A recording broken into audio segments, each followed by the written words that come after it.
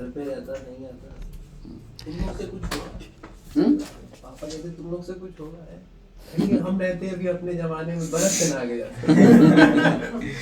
ठीक है, so basically tax के अंदर मैं अगर आपसे सबसे पहले पूछूं कि आप सारे बच्चे टैक्स पे कर रहे हो क्या?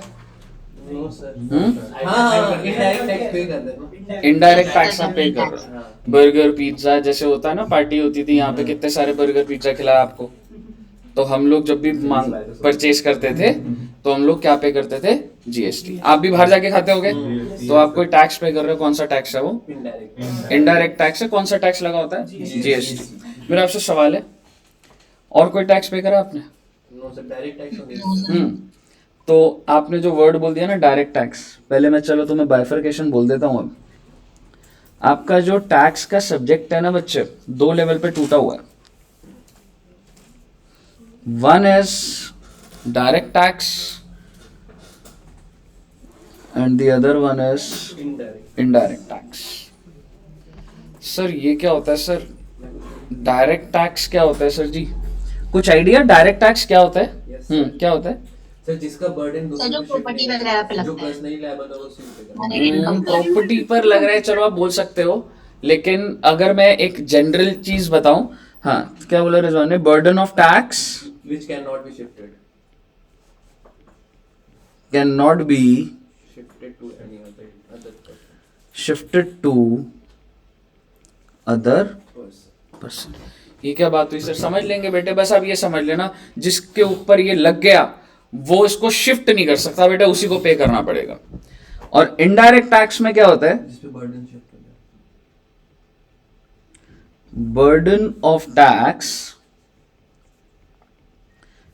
can be shifted to another person। Sir ये क्या लिखवा रहे हैं आप थ्योरेटिकली? आओ जरा मैं बेसिक बातों पर आऊं। पहले मैं आपको आपके एग्जाम पर्पस से बताता हूं।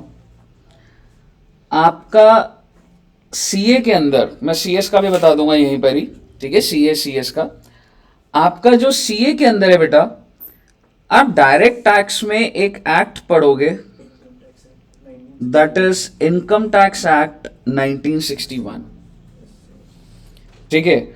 और ये कितने मार्क्स का आएगा आपका? 60 मार्क्स का, 60 नंबर का आएगा सीए में, ठीक है? और इनडायरेक्ट टैक्स में तुम क्या पढ़ोगे? जीएसटी एक्ट, ये 2017 में आया है। इससे पहले दूसरे एक्ट होते थे, हम लोग जब पढ़ रहे थे तुमने कुछ और पढ़ा था, हाँ ठीक है? वैट, एक्साइज, ये कितने का आएगा जी? 40 मार्क्स। आप ये लगा लो, मेरे यहाँ पर लेक्चर तुम्हारे साथ 70 to 80 लेक्चर्स लगेंगे, और यहाँ पर लेक्चर लगेंगे 30 to 40। तो सर एग्जामिशन का प्लानिंग कैसे होएगी? आपको क्या लग रहा है कहाँ पे लॉजिकली, मैं सिर्फ एग्जामिशन की बात अगर करूं कि आपको सर स्कोर करना है, स्ट्रैटेजी कौन सी चीज आपको बहुत स्ट्रांग होनी चाहिए आपकी? लॉजिकली बताओ। 40 लेक्चर सही करके तुम्हारे 40 नंबर हो रहे हैं, और इधर 80 लेक्चर सही करके 60 नंबर हो रहे हैं, तो वो तो आपको करना ही, मतलब 60 की स्ट्रैटेजी में मैं ये नहीं कह रहा कि इसको कम करना है, करना तो बहुत ही रिग्रेस है, लेकिन बार बार रिवाइज, बार बार कि भाई इधर तो नंबर कटवा ही नहीं सकता। और ये जो एक्ट है ना वो 2017 में आया, तो वो कंपैरेटिवली इजी आता है। आप ये समझना, आप जो चीजें डिस्कस करूंगा वो, जो एक्ट जितना ज्यादा मेच्योर हो जाता है ना वो उतना टफ बनता जाता है। तो इनकम टैक्स के अंदर बहुत कॉन्सेप्ट ड्रिल डाउन है, लेकिन जीएसटी अभी 4-5 साल हुए हैं, अभी सरकारें भी सीख रही हैं, इंडस्ट्री सीख रही है, तो ये उतना मेच्योर्ड एक्ट नहीं है, तो ये कंपैरेटिवली इजी भी आता है। समझ रहे हो? लेवल की भी अगर बात करूं तो ये टफ आता है, वो इजियर आता है, ठीक है साहब? अच्छा, ये हो गया आपके कंटेंट की बात। अच्छा, इसमें आपका क्या होता है बच्चे? 30 मार्क्स के एमसीक्यूज होंगे आपके, ठीक है? तो 30 मार्क्स के इसमें आपके एमसीक्यू होंगे। ये सिर्फ वन लाइनर, जैसे अभी तुम इको और मैथ्स के देकर गए हो वैसी नहीं होगी, पूरे एक पेज पे केस स्टडी होगी, ठीक है? और फिर उसके अंदर से क्वेश्चन निकलेगा। और ये ऐसे नहीं होगा, रीड करते इसका आंसर ये है, एक पेज की कैलकुलेशन होगी फिर आंसर निकलेगा, ठीक है। हाँ, फिर 2 नंबर का एमसीक्यू या 1 नंबर होगा। सर तो उसका ये प्रैक्टिस कर चुके हैं मुझे उसका हाँ हाँ हाँ हाँ यार, एक बार नॉलेज बन गई होगी तो बस ठीक है, कुछ भी है, ठीक है। अब अगर मैं एक बार सीएस की बात करूं कि सर कोई बच्चा सीएमए का है अभी, ठीक है, तो अगर मैं सीएस का है कोई बच्चा, चलिए अगर मैं सीएस और सीएमए की बात करूं तो सर डायरेक्ट टैक्स बोले तो इनकम टैक्स बच्चों का 50 मार्क्स का आता है, और सर इनडायरेक्ट टैक्स में 2 हैं, एक बच्चों का जीएसटी होता है और एक होता है कस्टम्स सीएस के बच्चों का। ये दोनों मिलाकर कितने का आता है? 50 नंबर का। कस्टम ड्यूटी आज भी जीवित है, आप अगर इंडिया से बाहर से मंगवाते हो, बाहर भेजते हो तो कस्टम लगते हैं। सर सीए के बच्चे कब पढ़ेंगे? या फाइनल में पढ़ोगे, ये भी काफी ज्यादा रिग्रेस एक्ट है। रही बात सीएमए की, तो भैया सीएमए की जो नई स्कीम है उसके अंदर यही है कि डीटी जो है इनकम टैक्स जो 50 नंबर का, और इनडायरेक्ट टैक्स के अंदर जीएसटी और कस्टम कितने का है? 50 नंबर का, ठीक है साहब। अब मैं मुद्दे पर आता हूं। आपको पहले शुरू करने से पहले ये समझ आना चाहिए कि सर ये क्या इंटेंशन है एंड एवरीथिंग। मेरा आपसे सवाल, मान लो बेटा, अच्छा सर हम लोग क्या स्टार्ट करेंगे? हम लोग स्टार्ट करेंगे बेटा इनकम टैक्स एक्ट। मेरा आपसे छोटा सा सवाल है, इनकम टैक्स एक्ट आपके ऊपर लग रहा है कि नहीं लग रहा है? नहीं लग रहा, ठीक है। क्यों नहीं लग रहा? रीजन, इनकम नहीं, क्योंकि आपकी इनकम नहीं है। समझ रहे हो? मेरी भी इनकम आपकी तो करोड़ हो रही है ना, करोड़ों में, ठीक है। एक एक बच्चे से 1 करोड़ ले रहा हूं ना मैं, ठीक है। तो बेसिकली आप ये समझना, भारत देश के पास 2 सोर्स के थ्रू टैक्स आता है। एक जब आप कमाओगे तो गवर्नमेंट के पास आएगा, और दूसरा जब आप कुछ भी खाते हो, पिज्जा बर्गर, तो टैक्स आता है। यही 2 सोर्स ऑफ रेवेन्यू है सरकार के पास, जिसमें एक सोर्स में तो आप कंट्रीब्यूट कर रहे हो, लेकिन दूसरे में आप कब करना स्टार्ट कर दोगे? जब आप कमाना स्टार्ट कर दोगे। लेकिन मुद्दे की बात पर दोबारा आता हूँ। सर ये आप आगे की बातें क्यों बोल रहे हो? मैं बेसिक बात पर आता हूँ, क्या हमें टैक्स पे करना चाहिए यस सर, या नहीं करना? यस करना चाहिए। कोई ऐसा बच्चा जो कह रहा है नहीं करना चाहिए? सर है सर, ऑनलाइन होगा कुछ। टैक्स पे करना चाहिए नहीं? एक बार सारे बच्चे चैट बॉक्स में लिखो, अच्छे बच्चे हो बेटा तुम। सर टैक्स बचा सकते हैं? कोई टिप? हाँ जी, टैक्स बचाने की कोई टिप? टैक्स क्या कर सकते हैं? बचा बनने के बाद तो बचा सकते हैं। हाँ, ठीक है। पर टैक्स पे करना चाहिए। कार्तिक कह रहे यस करना चाहिए, और शिवांश करना चाहिए। कह रहे कभी कभी जरूरत पड़ने दीपक करना चाहिए। करना चाहिए सर। आइए एक केस स्टडी लेते हैं। तो आप सारे अच्छे बच्चे हो, मैं अच्छा नहीं हूँ, ऐसा एग्जाम्पल में ले लेते हैं, ठीक है। तो जलीस के पेट्रोल पंप है ना, Delhi street petrol pump.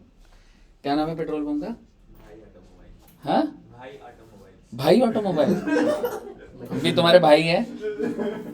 Sir Indian petrol. हमारे कस्टमर भाई भाई से पैसे निकालना मुश्किल होता है। सर ये हाँ जी, बंगाली में नाम लिख दिया आपने, जोलीस।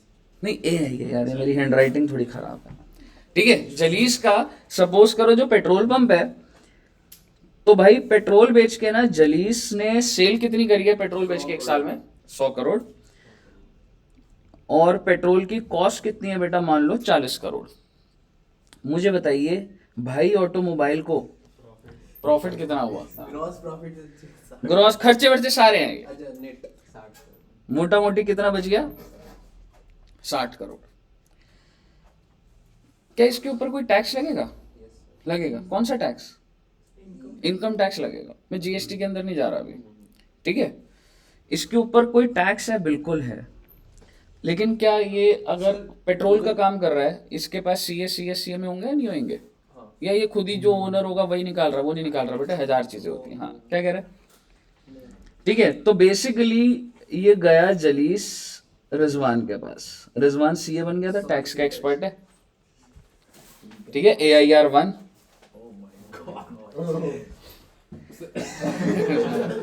AIR1 रिजवान की आई है और रिजवान के पास गया, और दूसरा गया ये दीपक के पास,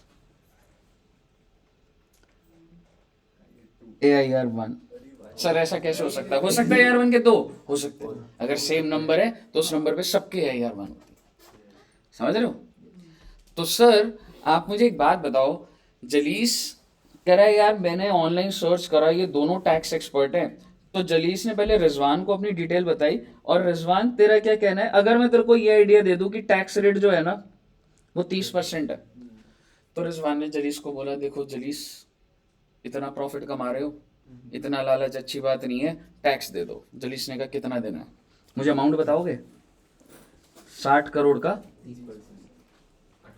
18 करोड़। जलीस की हालत खराब हुई, कह रहा भाई ऑटोमोबाइल 18 करोड़ देने पड़ेंगे। ये टेंशन वाली बात है जलीस के लिए कि नहीं है? इंटरनली इसलिए है, आपको बता देता हूं, क्योंकि जो इनकम टैक्स और डायरेक्ट टैक्स है, जलीस भाई 60 करोड़ कमाया ना, मुझे जेब में 60 करोड़ पड़े हैं ना, उसी में से 18 निकाल। जो जिन्होंने पेट्रोल डलवाया उनसे नहीं ले सकते तुम। जलीस की पॉकेट में कितने आए थे? 60, उसी में से निकलेंगे, यानी कि जिसके इनकम उसी के ऊपर होगा भाई साहब बर्डन। पहली बात। अरे दोस्त ठीक है। सो बेसिकली जलीस जी, अब आप मुझे बताइए, रिजवान का कहना है कि 18 करोड़ चाहिए। जलीस ने बोला रिजवान क्यों दूं मैं सरकार को टैक्स? तो रिजवान ने बोला देखो आप टैक्स दोगे तो किसका रेवेन्यू होगा? Revenue of. जलीस ने बोला उससे मेरे को क्या फायदा, गवर्नमेंट को रेवेन्यू हो रहा तो मैं क्या करूं? तो रिजवान क्या बोलेगा, क्यों दे भाई टैक्स, बता? वेलफेयर, वेलफेयर ऑफ सोसाइटी और पब्लिक। बेटे आज के टाइम पर जो मेट्रो बनी हुई है, जो रेलवेज है, जो हॉस्पिटल्स हैं, जो सरकारी हॉस्पिटल्स हैं, वो क्या है, किसके पैसों से बने हुए हैं? वो हमारे पैसों से, टैक्स के पैसों से बने हुए। क्योंकि आज के टाइम पर क्या होता है, अगर रोड पे पानी भर जाता है तो हम क्या कहते हैं, अपने घर में बोलते हैं पापा क्या कर रहे हो आप, रोड में पानी भरा होगा। फादर की जिम्मेवारी थोड़ा ना हमारी, किसकी जिम्मेवारी है? गवर्नमेंट। क्यों गवर्नमेंट क्यों ले रही है जिम्मेवारी? क्योंकि आप टैक्स पे करते हैं। आप उसी रोड पे अगर मैकडॉनल्ड्स है तो उस रोड पे आप खा रहे हो, मैकडॉनल्ड्स वाला सरकार को दे रहा है, तो कम से कम वहां की रोड तो बने। अगर मैं बोलूं, समझ रहे हो भाई, हम कालका जी में रह रहे हैं, मालवीय नगर में रह, कहीं भी रह रहे हैं, हम उधर कितनी चीजें कंज्यूम कर रहे हैं, सरकार को आप वहां पे खाना पीना कर रहे हो, तो क्या सरकार को टैक्स नहीं जा रहा? तो क्या उस एरिया को डेवलप नहीं होना चाहिए? होना चाहिए। तो रिजवान ने बोला कि देख भाई टैक्स हमें देना बहुत जरूरी होता है, ठीक है, और कितने रुपए का टैक्स चला जाएगा? 18 करोड़ का। 60 करोड़ की इनकम थी। जलीस कितने रह जाएंगे तेरे पास? 42 करोड़। ठीक है, 2 करोड़ मेरे उसमें, ठीक है। अब दीपक साथ वाली दुकान में था, दीपक और रिजवान की दुकान साथ में थी। एक पॉइंट आएगा जब तुम्हें प्रोफेशनल बन जाओगे, उसके बाद तुमको सब चीजें ऐसी बस लगेंगी। आओ जी आयुष जी, ठीक है। दीपक ने जलीस को बोला इधर आओ, क्या बात कर आए हो? बचाते हैं अभी तुम्हारा, ठीक है। जलीस ने बोला कि मेरे को तो ये 18 करोड़ बोल रहा है, सीए रिजवान AIR1 कर, वो मैं भी हूँ AIR1, ठीक है। अब मैं आपको एक स्कीम बताता हूँ, मैं तुम्हारी जो सेल्स है ना 100 करोड़ रखूंगा, और मेरे पास कुछ ऐसा तरीका है कि मैं कॉस्ट को 80 कर दूंगा। मैं तुम्हारे खर्चे नहीं बढ़ा रहा, बट वो उसको दिखाऊंगा मैं। दिखाना मतलब सरकार को बताना होता है। दिखाऊंगा मैं 80 करोड़, तो प्रॉफिट कितना आएगा, और उस हिसाब से टैक्स कितना आएगा? 6 करोड़। अगर आप रिजवान के पास जाते हो तो 18, दीपक के पास जाते हो तो 6, और ये दोनों फीस ले रहे होंगे नहीं ले रहे होंगे? रिजवान कह रहा है यार मेरी फीस है 50 लाख रुपए, ठीक है, और ये कह रहा है भाई 2 करोड़ फीस है मेरी। सर ये तो बढ़िया आदमी है सर, अपना कम कमाता है, ठीक है, कितना अच्छा इंसान है। नहीं, दोनों AIR1, ये 2 करोड़ ले रहा है, ये 50 लाख ले रहा, जलीस किसके पास जाएगा? ये खराब इंसान है। ठीक है, आप समझ रहे हो क्या कर रहा है? वो क्लाइंट है, ठीक है, उसको तुम्हारा डिग्री, उसको तुम्हारी रैंक, इससे कोई मतलब, डिग्री से मतलब है डेफिनेटली, क्योंकि आप ही एक्सपर्ट हो, लेकिन उसको वो सीए चाहिए, वो सीए सीएमए चाहिए जो उसका टैक्स बचा सके। समझ रहे हो? तो ये वाला क्लाइंट तो रिजवान जी आपके हाथ से गया, इसके पास आ गया। समझ रहे हो? ऐसे करते करते जितने भी क्लाइंट होंगे, कोई रिजवान पे टिकेगा? नहीं, सब चला जाएगा। अब अल्टीमेटली रिजवान भी क्या करेगा? तेरा टैक्स वैक्स छोड़ो। नहीं, पैसे कमाओ। नहीं, वेलफेयर छोड़ो। हाँ, अब रिजवान की स्ट्रेटजी बदल जाएगी। उसके बाद जब क्लाइंट आएगा, उसको पता है यार मैं इसको अगर ऑनेस्ट ओपिनियन दे रहा हूँ ना कि टैक्स पे करना चाहिए, ये नहीं चलती, प्रैक्टिकल नहीं है ये। समझ रहे हो? तो अल्टीमेटली तो क्योंकि क्लाइंट की जेब से जा रहा है ना, तो क्लाइंट तो भाई कम पैसा देना चाहता है, तो अल्टीमेटली क्या चीज सैक्रिफाइस हो जाएगा बेटा? गवर्नमेंट की रेवेन्यू कम। यानी कि तुम जब मार्केट में जाओगे, are you going to help the tax payer to pay the tax, और you are going to help the tax payer to save the tax? आप Save the सेव tax. करवाओगे उसका। अगर आप सेव करा रहे हो तो सरकार ऐसे खड़ी आएंगे 5 करोड़, पर बीच में आप खड़े हो, आप रोक रहे हो, रिफाइन करके 1 करोड़। आप रिफाइन कर आने हो 5 करोड़, आपकी वजह से क्या आ रहे हैं? 50-60 लाख, 1 करोड़ आ रहा है। समझ रहे हो? तो जितने भी आप क्लियर होके कल को टैक्स में प्रैक्टिस करोगे, ठीक है, क्या आप गवर्नमेंट के साथ हो या गवर्नमेंट के साथ में पर अगेंस्ट में खड़े हैं उनके। साथ में है पर अगेंस्ट में सब है? अपने फायदे देखते हैं। क्या आप गवर्नमेंट के फेवर, गवर्नमेंट की इंटेंशन क्या है? गवर्नमेंट क्या चाहती है? रेवेन्यू बढ़े। हाँ, are you going to increase the revenue for the government? अपना फ्यूचर कौन खराब करे? तो बेसिकली आप गवर्नमेंट के फेवर में हो या अगेंस्ट में हो? सिंपल सी बात है, अगेंस्ट में। आप वेलफेयर कर रहे हो या आप वेलफेयर रोक रहे हो? इतने गलत बच्चे आ गए यहाँ पर।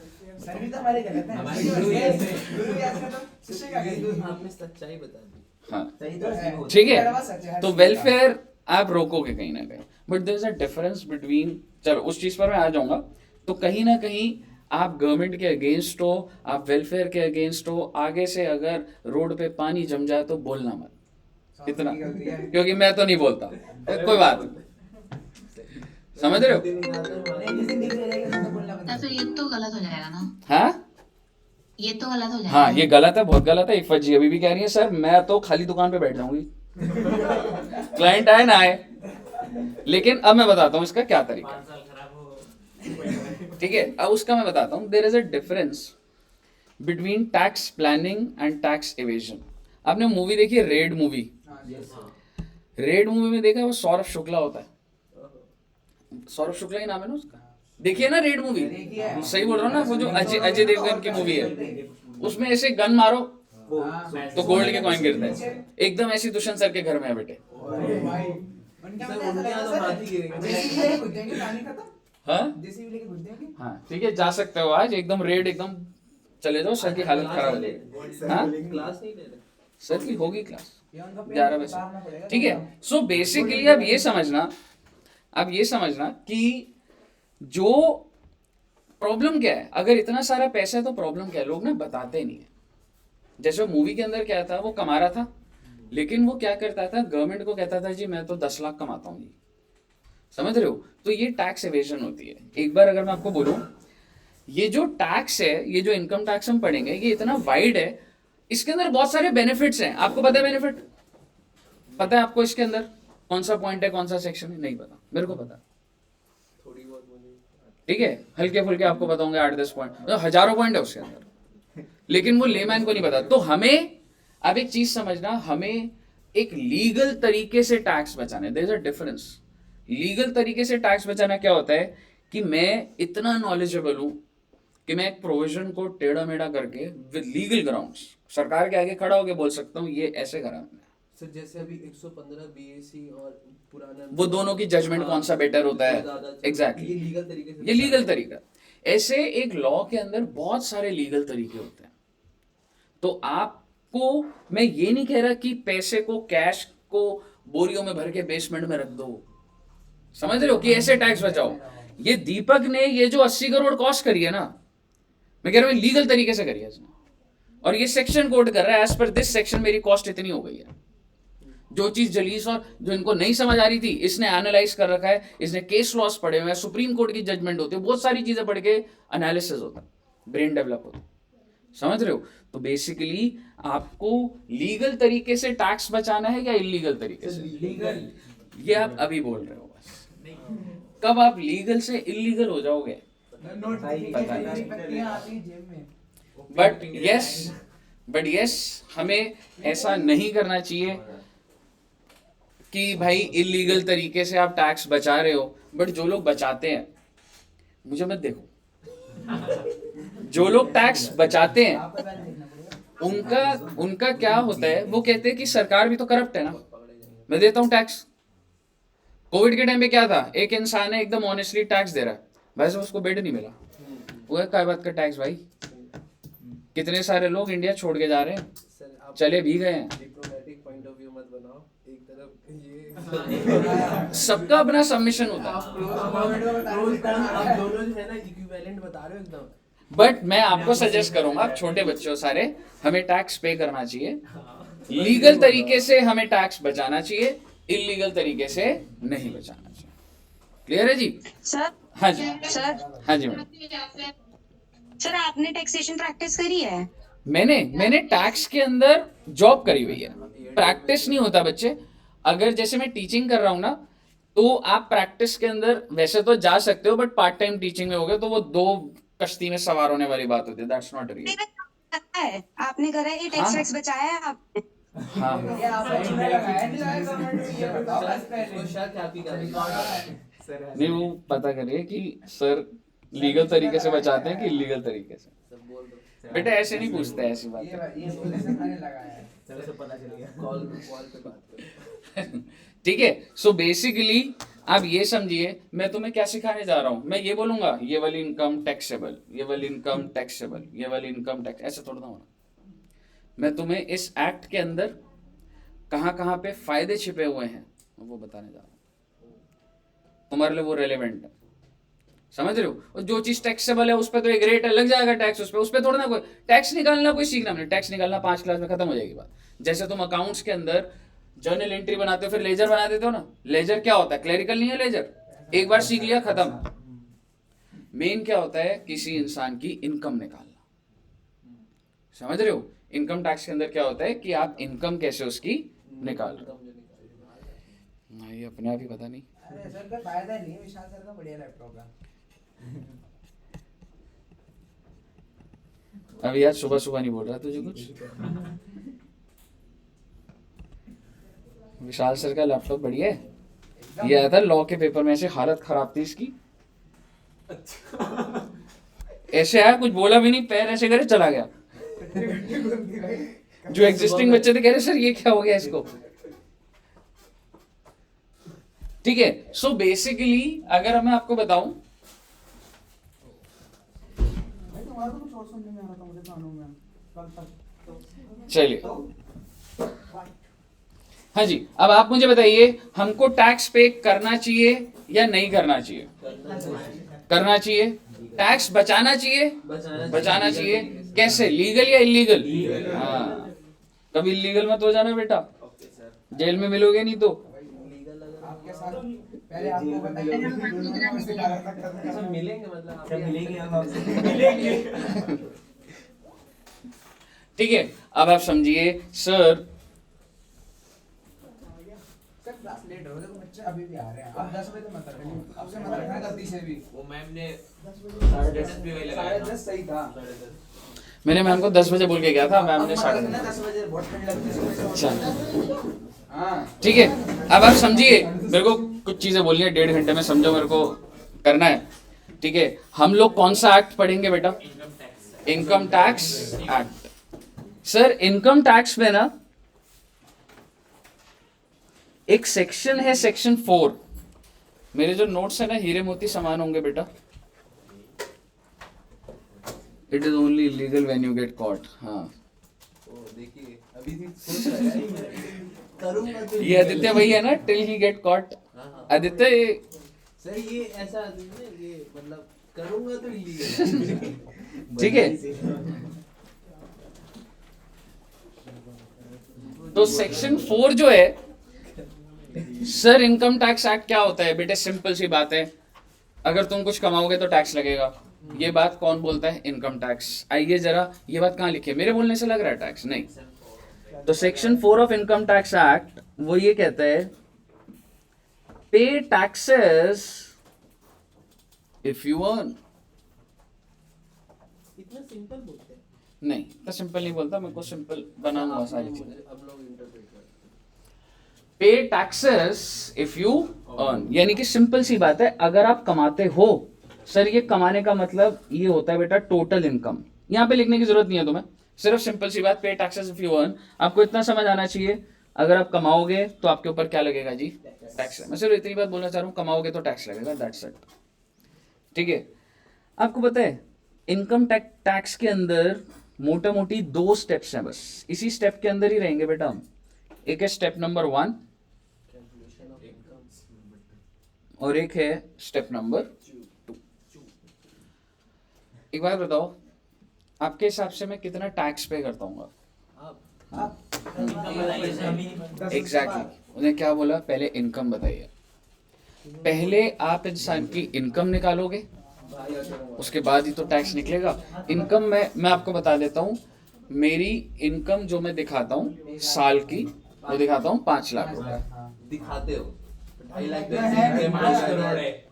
सर ये 2.5 लाख तो मिनिमम ऐसे ही एग्जाम्प्ट हो गया। कहाँ से सीए दिख रहे हो आप? और उस 2.5 लाख के 5% दे दोगे। ठीक है। तो सबसे पहला step, computation of total income of person. बेटे सबसे पहले हम लोगों को इनकम निकालनी होती है बेटा, और स्पेसिफिक वर्ड है टोटल इनकम।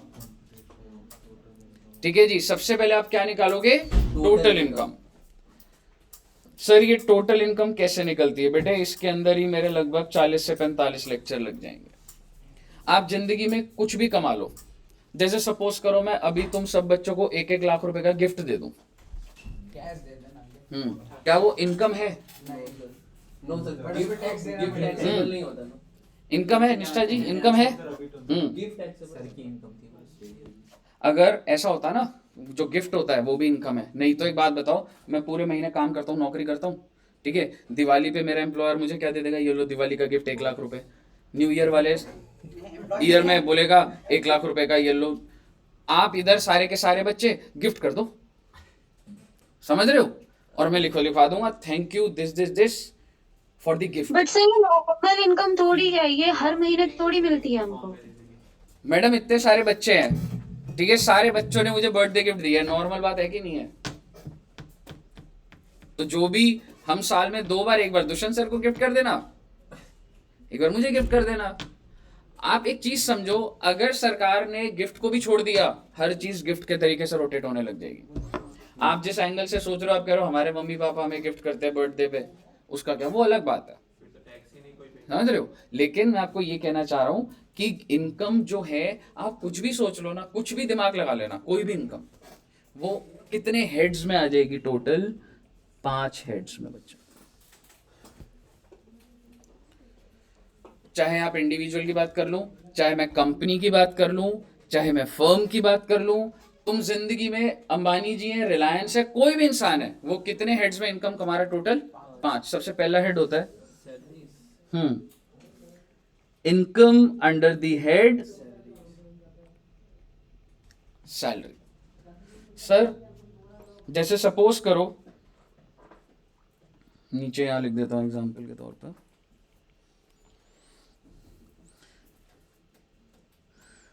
मान लो जलीस की जॉब लगी बेटा। कहाँ पे जॉब लगी? भाई ऑटोमोबाइल में। जॉब दे रहा हूँ जलीस गुस्सा कर रहा है, जॉब देता हूँ तेरा, जॉब लगवा ले भाई, तेरे को अच्छी कंपनी में लगा दे। अच्छी नहीं मतलब भाई ऑटोमोबाइल अच्छी है, रिलायंस में, वो तो आपका एंटरप्राइज है ही, रिलायंस में, ठीक है। तो जलीस की जॉब लगी है रिलायंस में, और जलीस भी बेटा CA AIR 1, सॉरी हो क्या रहा है, सारी 1, ठीक है, तो रिलायंस ने जंक्शन की पढ़ाई अच्छी हो गई। हाँ, तो रिलायंस ने इसको साल का पैकेज कितना दिया? 50 लाख रुपए। कुछ छोटे छोटे सवाल हैं, क्या आप मुझे बता सकते हैं जलीस की इनकम हुई क्या कुछ? जलीस को कितने रुपए मिल रहे हैं साल के? तो इसकी इनकम कितनी है? 50 लाख। पहली बात, क्या इस पे टैक्स लगेगा? बिल्कुल लगेगा। तो कितना अमाउंट लगेगा ये आज हम सीख लेंगे, ठीक है। तीसरी बात, ये टैक्स जो लगेगा ये किसको मिलेगा? कह सकता हूँ गवर्नमेंट को। कौन सी गवर्नमेंट को? या आधा आधा जीएसटी की तरह? ना ना ना, आधा आधा नहीं होगा। हाँ करेक्ट, गुड। कौन सी सरकार को मिलता है? सेंट्रल। क्यों मिलता है सर? स्टेट कुछ कहती क्यों नहीं है? बेटे कॉन्स्टिट्यूशन ऑफ इंडिया का नाम सुना है? 26 जनवरी को छुट्टी होती है, उसके अंदर लिखा हुआ, कहाँ लिखा हुआ है, किस एंट्री में लिखा है, ये भी हमें पता होना चाहिए। आएंगे थ्योरेटिकल बातें हैं, समझ रहे हो? क्यों सेंट्रल गवर्नमेंट ले रही है, क्यों जीएसटी आधा आधा हो रहा है, कहाँ जाके पास हो रहा है, सारी बातें करनी है हमने, समझ रहे हो? तो मुद्दे की बात यह है, जलीस को पूरे साल की इनकम कितनी होगी? 50 लाख। मान लो इसके ऊपर टैक्स है 10 लाख, मान लो अमाउंट जो आया ना 10 लाख है। ये जलीस की पॉकेट में कितने पैसे? अभी पहले कितने है? 50 लाख। उसमें से 10 लाख इसको देने पड़ेंगे, उसकी जेब में कितने रह जाएंगे? 40। इसको डायरेक्ट टैक्स बोला जाता है। जलीस ये नहीं कह सकता कि भाई साहब आप टैक्स पे कर दो मेरे भैया। जिसकी जेब में पैसा आ रहा है वही जेब में से पैसा निकाल। तो हम यहाँ पे अमाउंट छोटा रखेंगे।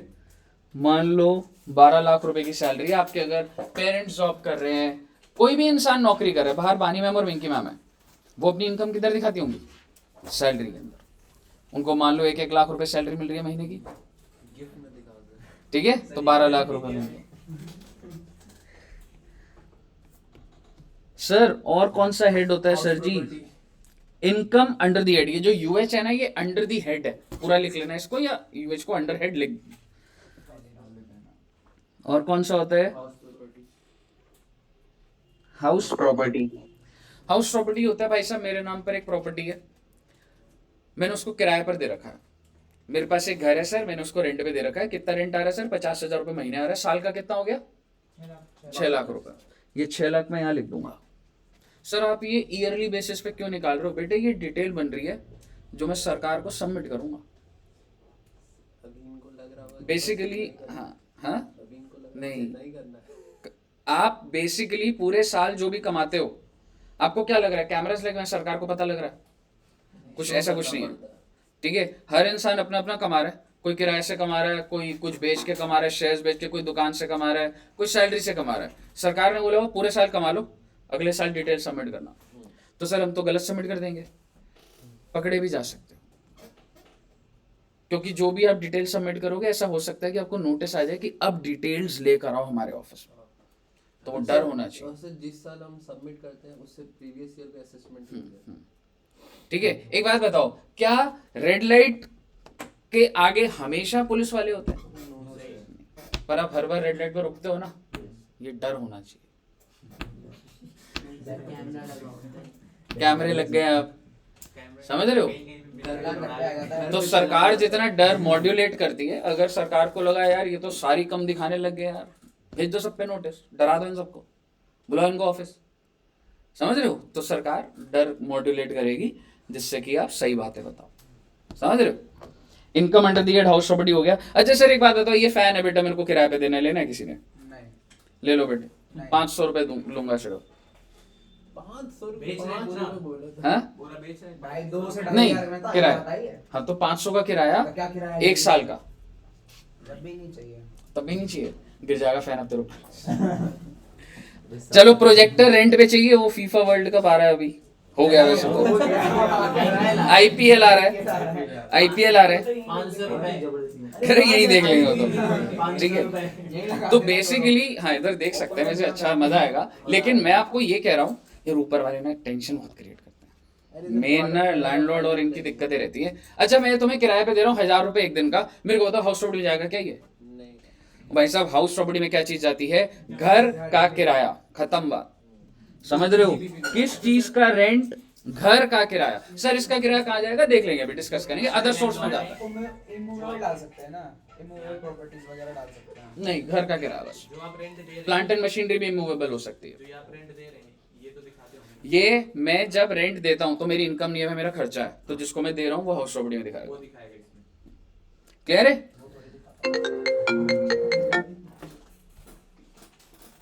हाँ जल्दी बोलो। हेलो, जल्दी बोलो। कोई बात नहीं, कोई बात नहीं, करता हूँ। ठीक है, ठीक है, ठीक है। अभी ये मैं बाद में करूँगा, ठीक है? ओके, चलिए। इनकम अंडर दी heads capital gains. Capital gain क्या होता है बेटा? जैसे सपोज करो ये मैंने मान लो एक कड़ा पहना हुआ है, ठीक है, ये मैंने खरीदा होगा मान लो 50,000 का, और मैं आपको बेच रहा हूं कितने रुपए का? 1,20,000 का। ऐसे फ्री में थोड़ा ना, ठीक है? 1,20,000 का लेगा कोई? 20,000 में दोगे तो ले। ठीक है, तो कहने का मतलब है अगर आप कोई भी चीज बेचते हो, बेचने में प्रॉफिट होता है। मैंने सर जी घर खरीदा था, मैंने घर बेच दिया, 50 लाख का घर खरीदा, 60 लाख का बेच दिया, कितने का प्रॉफिट? 10 लाख। मैंने ज्वेलरी 50 की खरीदी, 70 की बेच दी, कितने का प्रॉफिट?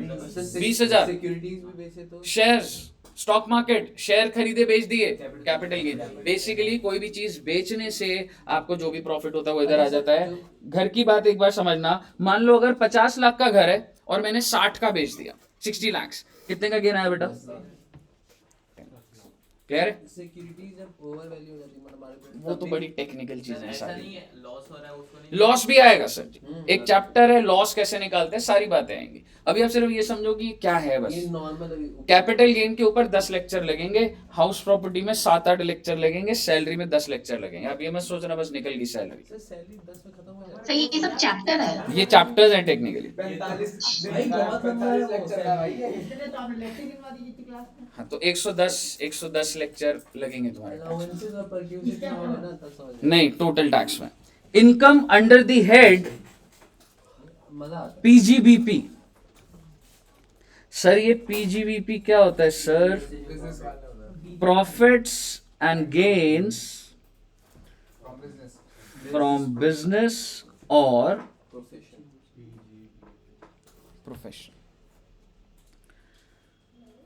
सर जी एक इंसान है, उसकी मोमोज की दुकान है, एक इंसान है उसकी जूस की दुकान है, एक इंसान है उसकी छोले भटूरे की दुकान है, रेस्टोरेंट है, रिलायंस, एयरटेल, इन्फोसिस, जो आपको सोचना है सोच लो।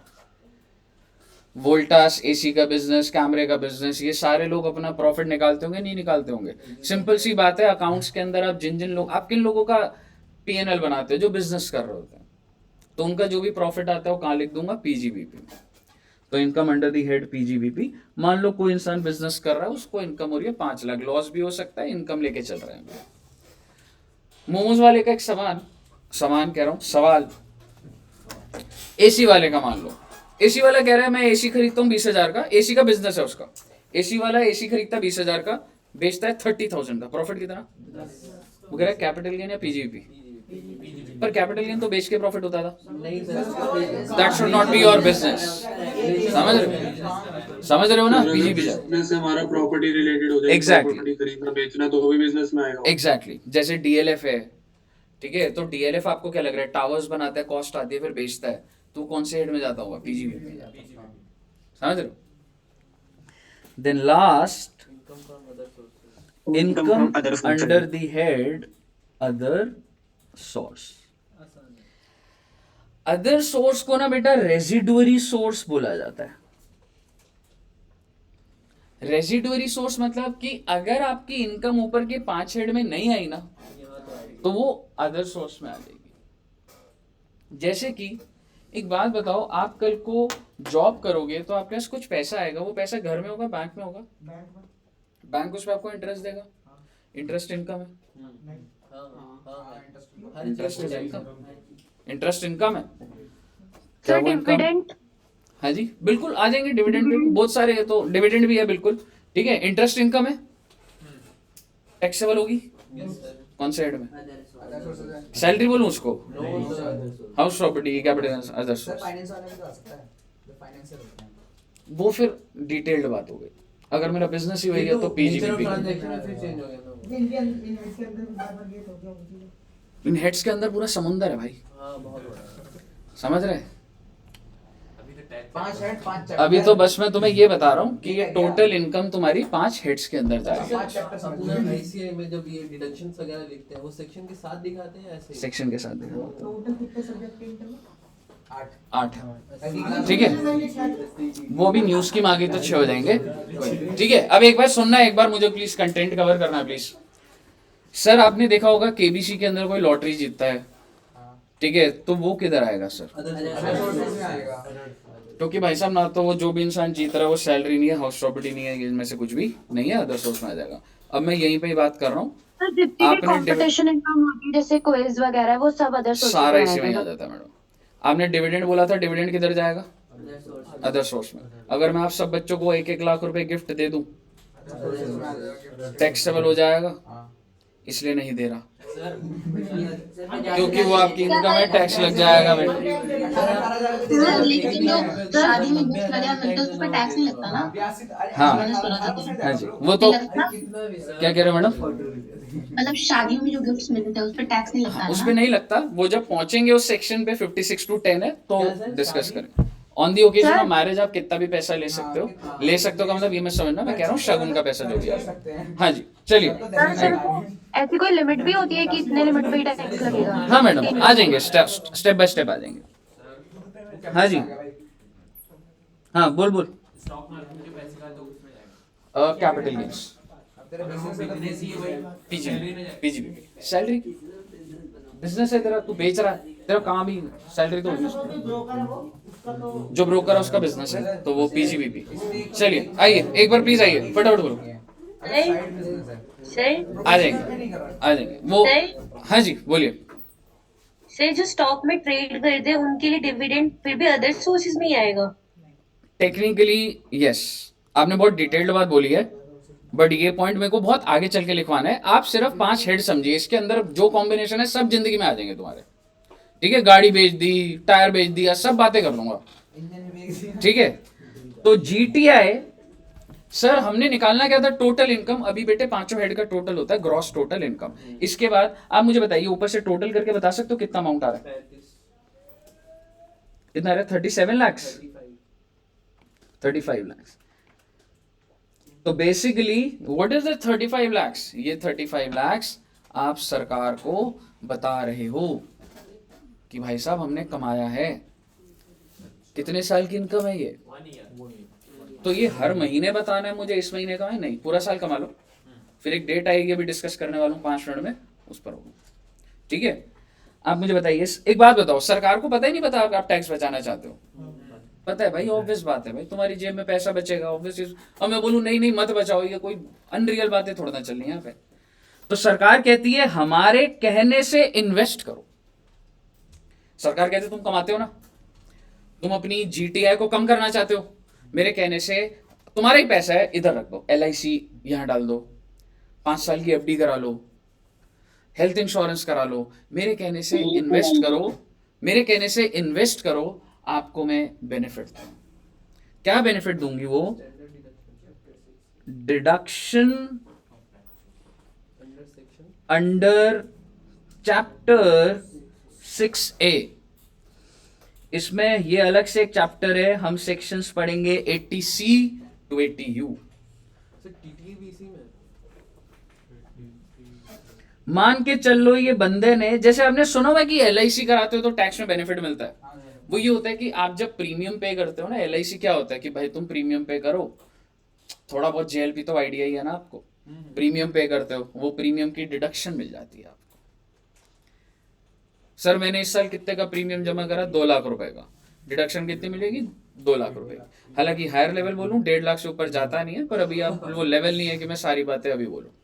जो मैं अमाउंट इन्वेस्ट कर रहा हूं उसकी डिडक्शन मिल जाती है।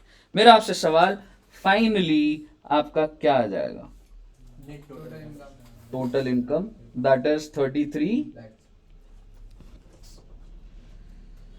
तो मुद्दे की बात ये है भैया, चैप्टर बुक का चैप्टर नहीं चैप्टर 6 एक्ट के अंदर ही चैप्टर 6 है, चैप्टर 6 ए। हाँ जी, हाँ जी। जिम की फोटो, हाँ यार वो भूल गया, मैं गया तो था।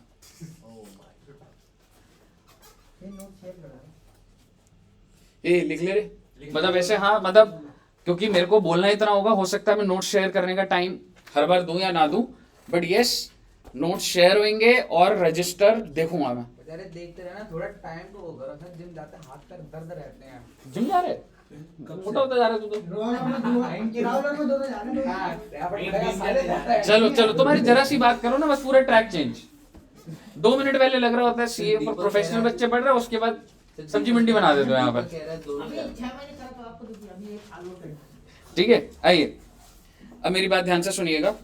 ये स्टेप नंबर 1 हुआ आपका कंप्लीट। स्टेप नंबर 2 क्या होता है, बोलो रे। टैक्स। हाँ, ये अभी नहीं करा रहा तुम्हें, समझ रहे हो? बताऊंगा, लेकिन कैलकुलेशन पूरी अभी थोड़ी देर बाद आऊंगा। Calculation of tax on total income. बहुत ध्यान से देखिएगा मैंने क्या लिखा है। अब हमें क्या कैलकुलेट करना है, टैक्स किसके ऊपर, टोटल इनकम कितनी है 33, 35 मत ले लेना, जीटी है। टैक्स किस पे लगता है, टोटल इनकम पे। बोलिए यहां तक क्लियर है पहले? गुड। अच्छा सर, तो पहले हम निकालते हैं टोटल इनकम, फिर हम निकालते हैं टैक्स। मैं आ जाऊंगा टैक्स के ऊपर, पहले मैं आपसे 1-2 बातें और कर लूं, ठीक है जी? टैक्स पर आएंगे हम लोग। अब मैं आपके साथ कुछ बातें करना चाहता हूं पहले, और आपको स्पेस छोड़ने की जरूरत नहीं है कि टैक्स निकलना है कुछ है, वो बहुत ही लंबा प्रोसीजर है। सिर्फ आपको पता क्या होना चाहिए, 2 स्टेप है, step number 1, step number 2, that's it. ठीक है, अब आप लिखिए। अच्छा सर, वो जो 4% ऐड करते हैं टाइम, वो क्यों करना है? HEC होता है वो, हाँ वो क्यों करना है? वो डेडिकेशन, वो होता है टैक्स कलेक्ट करना है विद अ पर्पस। तो आऊंगा उस पर तो बोलूंगा, ठीक है? अब समझना, concept of previous year and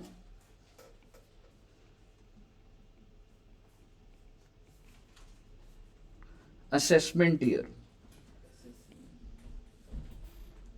बेटा एक बात बताओ, अभी हमारा फाइनेंशियल ईयर कौन सा चल रहा है? 22-23 अप्रैल 22-23। हाँ, 22-23 चल रहा है। यस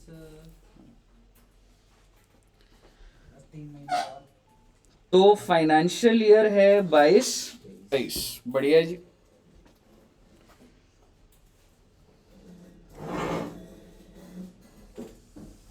अभी प्रीवियस ईयर कौन सा चल रहा है?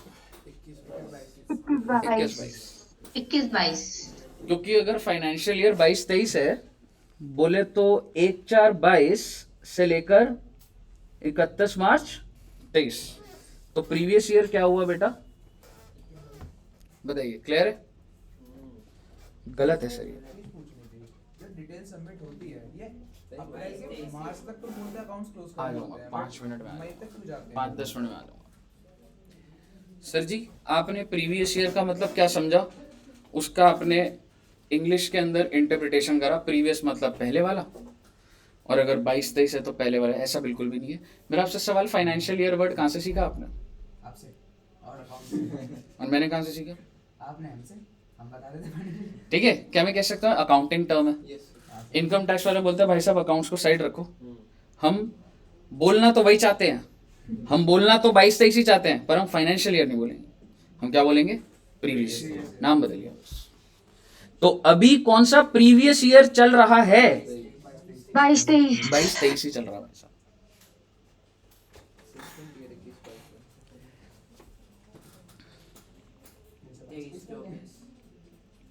असेसमेंट ईयर होता क्या, मैं लिखवाता हूं। It is next year to previous year. Previous year के अगले साल को क्या बोला जाता है बेटा, असेसमेंट ईयर। जो भी प्रीवियस ईयर है, ये दोनों एक कॉम्बिनेशन में बोले जाते हैं, ठीक है? तो अभी असेसमेंट ईयर कौन सा चल रहा है? 23-24 हो जाएगा। 23-24। बोलिए, यहां तक कोई दिक्कत? सर वैसे प्रीवियस ईयर क्यों नाम दिया, मतलब चल तो करेंट ही रहा है ना। मैम ये नोमेनक्लेचर होता है, मतलब मैं बोलूँ फाइनेंशियल ईयर को फाइनेंशियल ईयर क्यों बोलते हैं, हम लोग कैलेंडर ईयर क्यों नहीं फॉलो कर रहे, तो वो तो एक सिस्टम होता है, समझ रहे हो? बताइए कोई दिक्कत?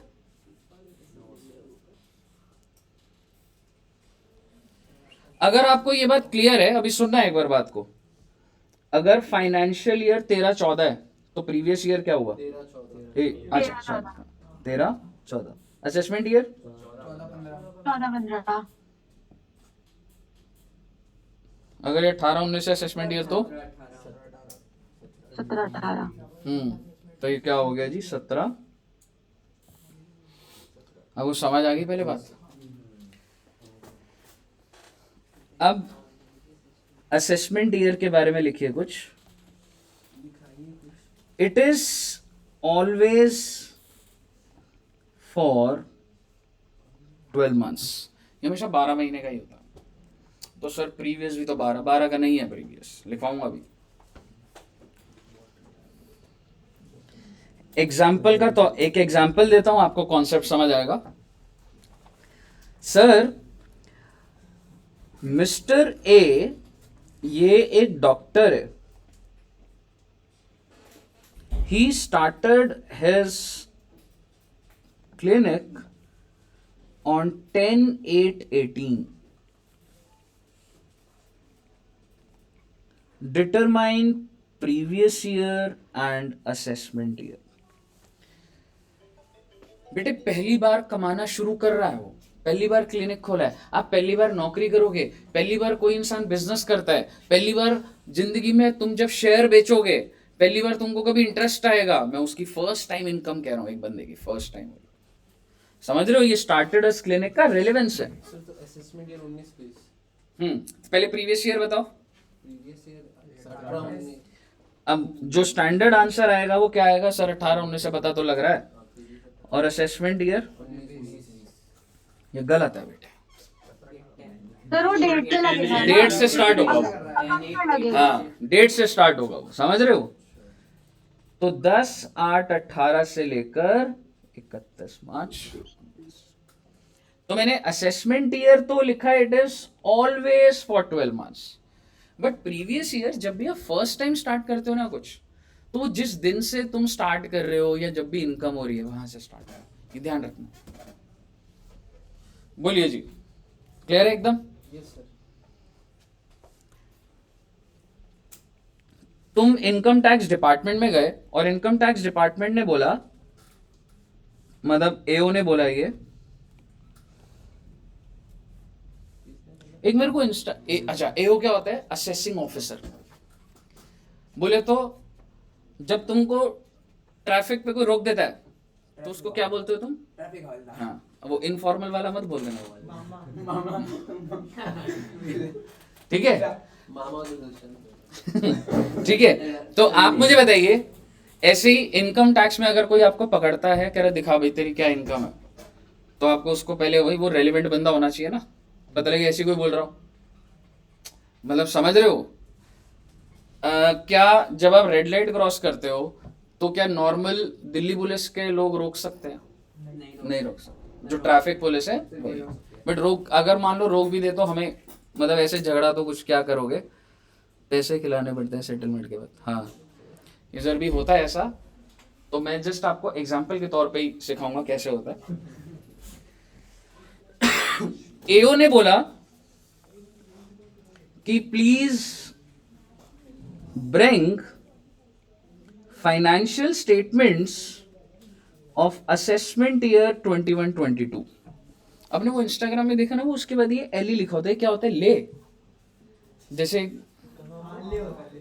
ले ही होता है वो, मुझे पता नहीं है ना, लिखा होता है ना कुछ ऐसे इंस्टा पे रील्स चल रही होती है, वो लिखा होता है फिर ले, वही होता है या मुझे कुछ अलग होता है? मुझे नहीं पता क्या होता है। ले मी। अच्छा हाँ, तो वो क्या होता है? यही होता है कि ये ले ले।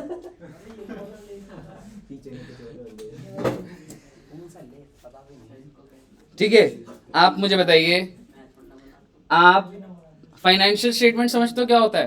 पीएनएल और बैलेंस शीट। और भी चीजें होती है, वो डिटेल पे अपने नहीं जाना। आपको उसको पीएनएल सबमिट करना और बैलेंस शीट। मेरा आपसे सवाल, कौन से साल का करोगे ये बता दो। 20-21 हाँ 21-22 मत ले जाना, पिटाई हो प्रीवियस जाएगी। ईयर का करेंगे ना सर? हाँ बिल्कुल, क्योंकि जब वो असेसमेंट ईयर 21-22 बोल रहा है तो वो 21-22 नहीं मांग रहा आपसे, प्रीवियस ईयर वो आपसे कौन सा फाइनेंशियल ईयर मांग रहा है, 20-21।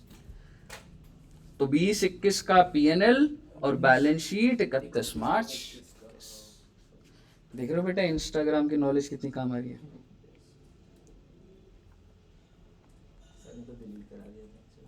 अब हो गया इंस्टॉल। मैंने तो करा ही नहीं। मेरा पेपर में इंस्टॉल था, आप डिलीट हो गया।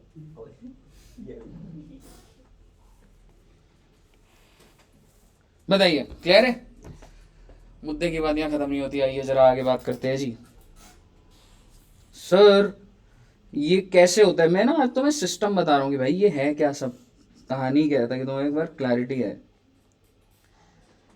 अभी अभी कौन सा प्रीवियस ईयर खत्म हुआ है बेटा, अभी प्रीवियस ईयर कौन सा करा? 21-22 खत्म हो गया, 21-22 खत्म हो गया।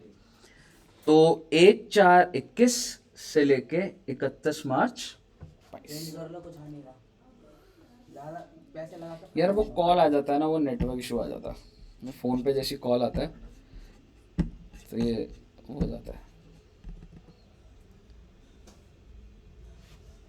चलिए अभी प्रीवियस ईयर कौन सा चल रहा है बच्चे, 22-23 आई एम सॉरी, हमारे एग्जाम्पल के केस में 20-21 सॉरी 21-22 21-22 है ना।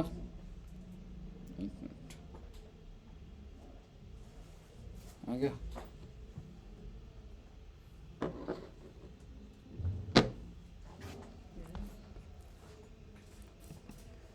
कुछ सवाल पूछूंगा तुमसे, बताना क्या होगा उसका।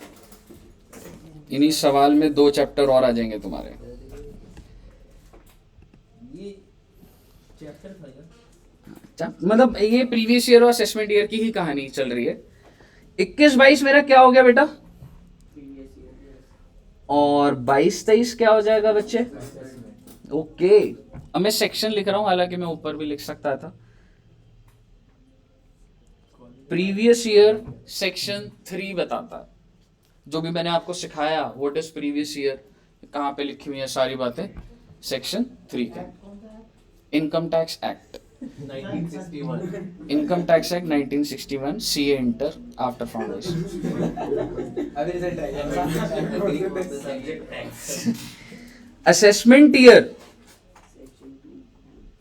Section 2 clause 9। सर ये सेक्शन 2 क्या होता है, जनरली डेफिनेशन का होता है। प्रीवियस ईयर को भी डाल देते बेटा, डाल देते तो डाल देते, नहीं डाला हुआ, बट आपको एक्ट के अंदर जनरली दिखेगा कि जो डेफिनेशन है वो सेक्शन 2 है।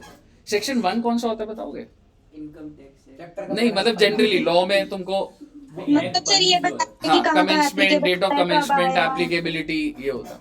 तो करेंगे इंडिया पर है। वगैरह हो गई, ये सब सेक्शन हाँ? में बने में आ जाते हैं। इतना लॉ पढ़ा चैप्टर का नाम। हाँ हाँ इतना याद है। डिफरेंस है, भरोसा रखो, इतना पढ़ा दिया। ठीक है, तो अब आप मुझे बताइए, मेरा प्रीवियस ईयर है 21-22, पिछला वो ऑडिट में बैठ असेसमेंट ईयर है 22-23। मेरा आपसे एक छोटा सा सवाल, ध्यान से सुन लो, इधर सुन लो, यहाँ बच जाएगी बैंड नहीं तो।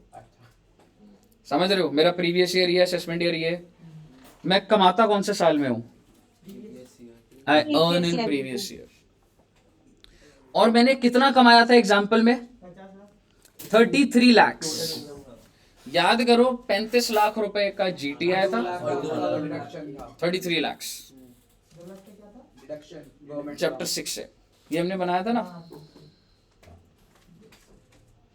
ठीक है, तो आप बेसिकली आपकी टोटल इनकम जो है वो 33 है। आप ये चीज गवर्नमेंट को कब बताओगे, असेसमेंट ईयर उसकी एक डेट है, उस पर भी एक चैप्टर है कि किस डेट को कर सकते हैं, लेट हो गया तो क्या होगा, गलत डिटेल भर दी तो क्या होगा। तो वो अलग रिटर्न ऑफ इनकम, जो वो पेपर है ना जिसमें आप सबमिट करोगे ऑनलाइन, तो उस पर भी एक चैप्टर है। मैं सिर्फ आपको ये बता रहा हूँ कि जनरली वो डेट है 31st of July. In few cases it is 31st October also, 30th of November also, वो तो डिटेल्ड बात है। अभी बताने का मुद्दा ये है कि प्रीवियस ईयर में कमाओ और असेसमेंट ईयर में बताओ। यहां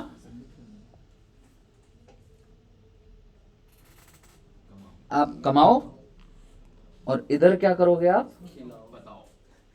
बताओ क्या बताना है सर इसमें? सही तो है, ठीक है। आप मुझे बताइए क्या बताना है इसमें? ये जो तुमने बनाया था ना, कितना कमाया, ये इनकम बताना और टैक्स के बारे में बताना ये है, फॉर्म कितना है। कमाया और कितना टैक्स देना हाँ है। ये फॉर्म है, तो ये बताओ। और कमाओगे भी इतना है इससे ज्यादा, यही गैप होता है, यही सरकार चेक करती है। क्योंकि एक इंसान कमाता 70 लाख है, कमाया कितना? 70, बताया 20। बताया 35। समझ रहे हो? हर इंसान चाहता है कि मैं कमाऊं तो ज्यादा, लेकिन जब मैं गवर्नमेंट को बताऊंगा तो मैं कम बताऊंगा। मुद्दे की बात अभी भी यहां पर नहीं है। मुद्दे की बात ये है, इसके ऊपर कुछ ना कुछ तो टैक्स लगा होगा। वो टैक्स की पेमेंट कब होगी? कुछ प्रीवियस ईयर में होगी, कुछ तो 3-3 महीने करके थोड़ी थोड़ी। सर उस पर डिपेंड होते हैं ना आपको। असेसमेंट के एंड में नहीं होगी। वही सोचते हैं, दिमाग लगाओ। क्योंकि तुम कैलकुलेट कब कर रहे हो? ये जो 35, एक बात बताओ, इस बंदे ने 33 लाख कमाया, क्या ये गवर्नमेंट को बार बार जाके बता रहा है? नहीं बता रहा। ये तो अपना नौकरी पे जा रहा है और इसका पैकेज है जी, लेकिन ये गवर्नमेंट को कब बताएगा? 31 जुलाई। तो 31 जुलाई को ना, जब ये अपनी डिटेल भरेगा, मान लो इसकी एक ही इनकम है, आप वही डिटेल मान लो जो हमने जीटीआई कितनी बनाई थी, इसने वो डिटेल बता दी। जीटीआई कितनी थी? 2 लाख का देगा, 33 लाख की बोली। टोटल इनकम कितना आ गया? और आप ना मान के चल लो, टैक्स आ गया मान लो 6 लाख रुपए। हमने कैसे निकलता हमने सीखा नहीं है, बट टैक्स मान के चल लीजिए कितने रुपए है? 6 लाख रुपए। मेरा आपसे एक छोटा सा सवाल, ये टैक्स 31 जुलाई को पे हो रहा है? नहीं सर, पहले क्योंकि टेक्निकली मैं एक चीज बता देता हूं, मैं इनकम कैलकुलेट जनरली लोग इसी टाइम पे ही करते हैं, ठीक है। चलो मैं लाइन नहीं बोल रहा, मेरा आपसे एक सवाल है, आपने कमाया कब है? 21-22। आप बता कब रहे हो? 22-23। टैक्स की पेमेंट कब कर रहे हो? 21-22 में करते हैं सर। 21-22 में ही होती है। अब आप बोलो सर ये तो बहुत अजीब बात है। सर अजीब बात बिल्कुल भी नहीं है भाई। आपको क्या लग रहा है, आप अप्रैल के महीने में कमाओगे और सरकार इस कमाई पर आपसे 1 साल 3 महीने बाद टैक्स लेगी? आपने अप्रैल में 1 करोड़ कमाया, सरकार के लिए कोई बात नहीं, इसके ऊपर जो टैक्स होगा ना, डिटेल तो बाद में चल रही, तो फॉर्मेलिटी है वो, लेकिन जो तुमने कमाया उसका टैक्स अभी नहीं। तो ऐसे मैकेनिज्म बना रखे, मैकेनिज्म सिस्टम है कंट्री के अंदर, फॉर्म में पे कर देंगे। 2 फॉर्म के अंदर। आप जो पेमेंट करते हो, कितने रुपए था पेमेंट? 6 लाख। वो सरकार के पास 2 तरीके से पहुंचेगा। एक होता है टीडीएस, ये आपने सुना भी होगा। Yes sir. जब आपको इंटरेस्ट मिलता था तो पहली टैक्स कट जाता, याद है? So it is deducted by deductor. Deductor होता है जो दे रहा होता था, कंपनी आपको इंटरेस्ट दे रही है, कंपनी डिडक्टर, आप डिडक्टी। अगर आप नौकरी करोगे तो आपकी जो कंपनी है वो डिडक्टर, आप डिडक्टी, तो वो आपको सैलरी काट के ही देता है भाई। पहले तुम्हारा अगर 12 लाख का पैकेज है, महीने की 1 लाख रुपए की सैलरी, तो 1 लाख थोड़ा ना गिरते हैं अकाउंट के अंदर। ऑलरेडी उसके ऊपर पीएफ, मान लो न्यूट्रल भी कर दूं मैं सारी चीज को, अगर उसके ऊपर सिर्फ टैक्स है 1,20,000 का, तो हर महीने 10-10 हजार कट के 90 मिलेगा तुम्हें। समझ आई बात? ये अपने में चैप्टर है, 8 से 9 लेक्चर टीडीएस पे लगते हैं। तो सर हम टैक्स तो पहले पे करते थे, तो हम लास्ट में क्यों बताते हैं, मतलब बाद में क्यों बताते हैं? गवर्नमेंट ने टाइम दिया हुआ है कि आप और एक्यूरेसी से बता दीजिए, ठीक है। क्योंकि और भी बहुत सारे इवेंट्स है ना, तो गवर्नमेंट को फॉर्म में इतना इंटरेस्ट नहीं है। पेमेंट गवर्नमेंट एकदम प्रोएक्टिव है, फॉर्म आप जमा कर रहे हो बाद में, कोई बात। तो इसमें रिकॉर्ड और एक जो कंपनी है उनके पास वो अमाउंट रहा उस टाइम के लिए। पेमेंट होगी। हाँ, जो भी वो सिस्टम है वो भी रिकॉर्डेड एक जगह होती है। मतलब कैसे कर रहे हैं एक बार बता। जैसे हम क्वार्टरली टैक्स पे कर रहे हैं 3-3 महीने। क्वार्टरली नहीं बोला मैंने तेरे को, मतलब जब भी सैलरी मिल रही है, वो हमारी सैलरी में मैं एज अ बिजनेस पर्पस बता रहा हूं, क्वार्टरली हमने चूज कर रखा है। तेरे को हायर करना पड़ेगा टैक्स के स्टाफ को, पूरी डिटेल मेंटेन करेगा। अच्छा, हाँ जी बोलिए। सर जैसे सैलरी एक एम्प्लॉय को मिल रही है, उसमें से टैक्स उटेट करे जा रहे हैं, लेकिन उनको भरना तो अगले साल ही है, तो तब तक उस अमाउंट को वो भी तो यूज कर सकते हैं। कंपनी हाँ जी। नहीं दोस्त, कंपनी ने डिडक्ट करके अगले महीने जमा कर दिया दोस्त। Okay sir. ठीक है, टीडीएस में पढ़ेंगे। जैसे मान ले तेरी दिसंबर की सैलरी है ना, तो तेरे को हाँ जी। कट के मिलेगी, टीडीएस कट के मिलेगी। हाँ जी। तो जनवरी 7 को सरकार के पास चला जाएगा वो अमाउंट, अगले महीने 7 तारीख को ओके। जमा हो जाता है। और जितना नहीं जाता सर, जो 1% टैक्स पे ठीक है। इंटरेस्ट मिलता है वो कहाँ जाता है? हाँ, टैक्स पे इंटरेस्ट मिलता है। टैक्स पे इंटरेस्ट मिलता मतलब जैसे मेरी शॉप में मिला था, अदर सोर्स में टैक्सेबल हो जाता है, रिफंड आया होगा, रिफंड नहीं आया ना, यही सब उसमें माइनस हो गया। पहले का भी कुछ अटका होगा तो वो एडजस्ट हुआ होगा। ठीक है, अब आप एक चीज समझना। टैक्सेस में हमारे हाँ टैक्सेस में इंटरेस्ट मिलता है ना हमें। हाँ मिलता है, रिफंड होता है। 6% का मिलता है ना। ठीक है, हाँ ठीक है। और दूसरा तरीका क्या होता है बेटा, advance payment of advance tax paid by assessee himself. Assessee बोले तो पर्सन, आप अपनी इनकम के ऊपर खुद ही टैक्स निकाल रहे हो, ऑनलाइन जा रहे हो कि जी मेरे को ये पे करना है। सरकार बहुत तेज है बेटे, थोड़ा थोड़ा पैसा टीडीएस के नाम से ले लेती है, और जो बच जाता है एडवांस टैक्स पढ़ेंगे, 2 क्लास का एडवांस टैक्स है, कैसे निकलता है ये, कैसे पेमेंट होती है। तो आप ये लगा लीजिए, तुमने कमाया भी यहीं और सारा का सारा टैक्स लूंगा, अच्छा सर, इसी साल में ही आना चाहिए। सरकार ने ऐसा मैकेनिज्म बनाया हुआ जो है। हाँ सर जी। एट हमने 6 लाख रुपए करा और जो हमने टैक्स पे गए टीडीएस एडवांस वो सारा पे करने के बाद 6 ही लाख आता है। ज्यादा आ गया कम आ गया तो पे कर देंगे, अभी उसी पे आ रहा हूं। मान लो तुम्हारा जो टीडीएस है, ठीक है, वो कटा 3 लाख, और एडवांस टैक्स आइडियल सिचुएशन क्या है 3 लाख, ठीक है। तो बेसिकली आपका जो टैक्स था 6 लाख का, आप क्या करोगे बेटा कि जी हमारा तो टीडीएस कटा हुआ है, जी हमारा तो एडवांस टैक्स हमने पे कर दिया था, तो क्या आपका कुछ लायबिलिटी आएगी? Tax payable will be, this is the ideal situation, this is the situation that government wants across all the people in the country। आप कमाइए, आप टैक्स प्रीवियस ईयर में ही पे करिए, आप डिटेल सबमिट करिए, and it should come as nil. But ऐसा होता नहीं है रियलिटी में सबके साथ। दूसरा केस क्या हो सकता है सर, जैसे मान लो जीटीआई ये 2,06,000 से टोटल इनकम 33, टैक्स कितना आएगा 6 लाख। मान के चल लो टीडीएस 3 लाख और एडवांस टैक्स 1 लाख। सर नहीं थे मेरे पास पैसे एडवांस टैक्स देने के, या एडवांस टैक्स को निल मान लो, 15 ईयर भरकर आईटी एक्ट में वापस आ जाता है। हाँ जी बिल्कुल, वो तो अंदर अंदर की डिटेल्ड बात है। ठीक है, एफडी के ऊपर इंटरेस्ट होता है, अगर कोई और इनकम नहीं होती तो फॉर्म भर देते हो। मेरे को बताइए आपका टैक्स कितने रुपए आ रहा है अभी भी? 2 लाख। आप आज कौन से दिन बैठे हो? 31 जुलाई। आपकी रिटर्न सबमिट नहीं होगी जब तक तुम्हें पे नहीं करता। तुमने अपनी डिटेल डाली, डिटेल में तुम्हारा टैक्स आ गया 6 लाख, 2 लाख आउटस्टैंडिंग आ रहा है, उसके साथ ही कॉलम होता है पे टैक्स नाउ।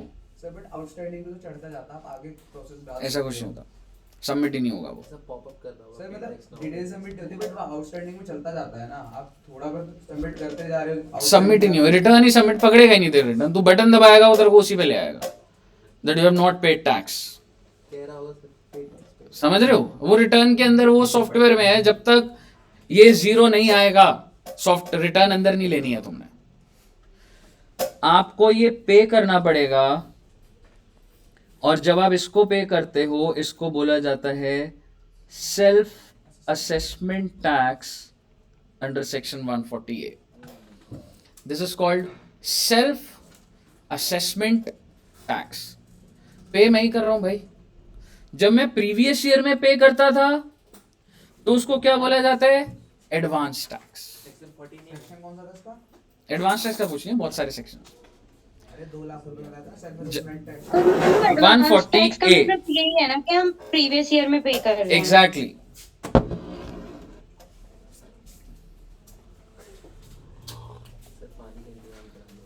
पानी क्या? पानी खाली है क्या संजय? कह रहा है पानी देखो एडवांस टैक्स क्या होता है, प्रीवियस ईयर में आप पे करते हो दैट इज एडवांस टैक्स, और जब आप असेसमेंट ईयर में पे करते हो that is self assessment. Government does not want you to pay in assessment year. अगर आप असेसमेंट ईयर में पे कर रहे हो तो अपने में कुछ पानी की बोतल दे दियो बच्चों को, एक दो ठीक है। असेसमेंट ईयर में अगर आप पे कर रहे हो तो अभी मैं सोचिए आप सही कर रहे हो, ब्याज लगेगा कुछ ना कुछ, देखेंगे उसको, बहुत डिटेल्ड बात है, ठीक है। तो आप टैक्स इंटरेस्ट लगता है बिल्कुल लेट पेमेंट। बिल्कुल बिल्कुल लगेगा। पेनल्टी कह सकते हैं। अब आप मुझे बताइए, अगर 35 लाख रुपए का जीटीआई है, 6 से 2 लाख है, टोटल इनकम 33 लाख, टैक्स आया 6 lakh, TDS 3 lakh, O my God, गलती से एडवांस टैक्स ज्यादा पे हो गया। 1 लाख रुपए रिफंड मिल जाएंगे विद 6% रिफंड आ जाएगा ना? तो क्या इसको अगले साल एडजस्ट करूं? नहीं, जब तुम अभी भर रहे हो, तुमने डिटेल दे दी ना सरकार को, सरकार बोलेगी give us your bank detail, आप बैंक डिटेल डालोगे, इधर दे दे आगे। फिर यहाँ पे भी आगे नहीं बढ़ेगा। तो सर सेटल क्यों नहीं हो सकता नेक्स्ट ईयर से? मैडम एक सिस्टम है, एक आईसीआई अगर आपको बोले कि भाई एक सिस्टम है, एक मुझे पूरे इंडिया लेवल पे चलाना है, जो सरकार जो सॉफ्टवेयर लॉ बना रही है, एक प्रोटोकॉल है, समझ रहे हो? वो जिस दिन गवर्नमेंट को लगेगा कि वो करने में क्या फायदे, क्या बेनिफिट्स, क्या नुकसान, वो गवर्नमेंट के ऊपर डिपेंड करता है।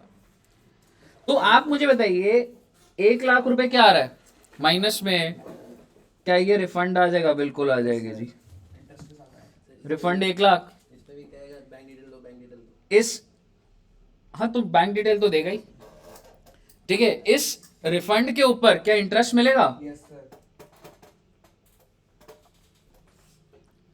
मिलेगा जी। और अगर आप इसको यस कह रहे हो, क्या ये टैक्सेबल होगा?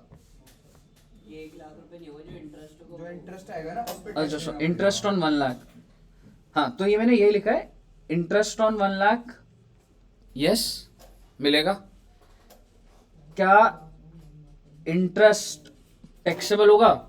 यस। कौन से हेड में? अदर सोर्सेज में। सर जो 6% मिलता है वो कब से मिलता है कि जो तो आखिरी सर ये तो फिर First 1 लाख April। पूरा थोड़ी रिफंड करेंगे, तो कुछ काट के ही रिफंड करेंगे ना? डिटेल्ड बात है तेरी, मतलब आपकी नहीं, ऑनलाइन नहीं मैडम, आपकी नहीं, तो आपकी डिटेल्ड बात है, और वैसे बता रहा हूँ 1 अप्रैल से मिलता है, उसके पीछे आप लॉजिक जज नहीं कर पाओगे अभी। हाँ जी मैडम बोलो। मैं कह रही थी जो 1 लाख ही रिफंड करेंगे तो काट के ही करेंगे ना, पूरा थोड़ी आएगा। ये पहले बड़ा deduct गहरा कर सवाल लेंगे। है, इसके ऊपर टीडीएस है कि नहीं है, इसके ऊपर टीडीएस नहीं है, ये हम कहाँ पढ़ेंगे? टीडीएस चैप्टर में, लगभग जब 80 लेक्चर हो जाएंगे तब पढ़ेंगे। सारी गहरी बातें हैं यहाँ पे। 80 लेक्चर के बाद हल्की फुल्की कोई बातें पूछ रहा है आज। मुझे बताइए, यहाँ तक क्लियर है? अब आपकी बातें कंप्लीट हुई हैं प्रीवियस ईयर और असेसमेंट ईयर की। हाँ जी बच्चा।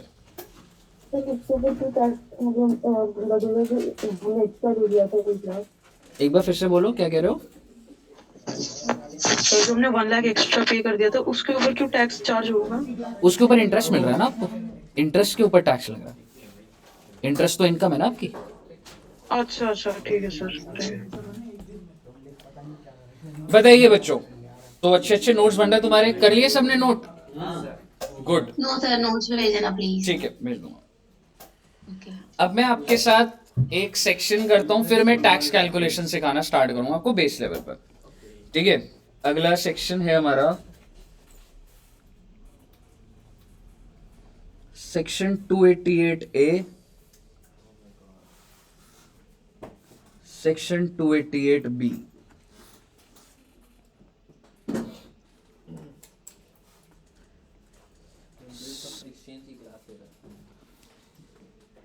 ठीक है, 288A। सर जी ये क्या है? सर बेटे ये होता है राउंडिंग ऑफ टोटल इनकम। आपकी जो इनकम आती है ना, सॉफ्टवेयर ना अपने आप राउंड ऑफ कर देता है। अब ये समझो, आप जो डिटेल भर रहे हो आज के टाइम पे, क्या मैनुअली भर रहे हो या ऑनलाइन भर रहे हो? ऑनलाइन। तो जब आप ऑनलाइन कुछ लिखते हो ना, आपने अपनी, मैं राउंडिंग ऑफ किस चीज की कर रहा हूँ? सैलरी की कर रहा हूँ, हॉस्पिटल की कर रहा हूँ? नहीं, किसका राउंडिंग ऑफ कर रहा हूं मैं? Total income. और 288B कहता है कि हम राउंड ऑफ करते हैं, rounding off tax, interest, penalty etcetera. इसका राउंडिंग ऑफ कहां चलता बेटा? 288B। सर ये क्या बोलना चाह रहा है इसमें? सर आइए देखते हैं।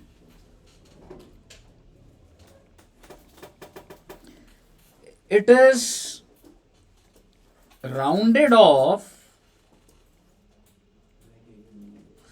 To the nearest multiple of ₹10। बेटा 10 रुपए के मल्टीपल पे राउंडिंग ऑफ चलते, कह रहे सर क्या रेलेवेंस है, इतना तो कोई बड़ा फर्क पड़ेगा नहीं। कोई इंसान 5 करोड़ कमा रहा है, आखिरी के 2 डिजिट को 10 पे राउंड ऑफ कर रहे हो, कोई फर्क नहीं पड़ता बेटे इस बात से, लेकिन पेपर में तो आ सकता है ना, समझ रहे हो। और यहां पर it is rounded of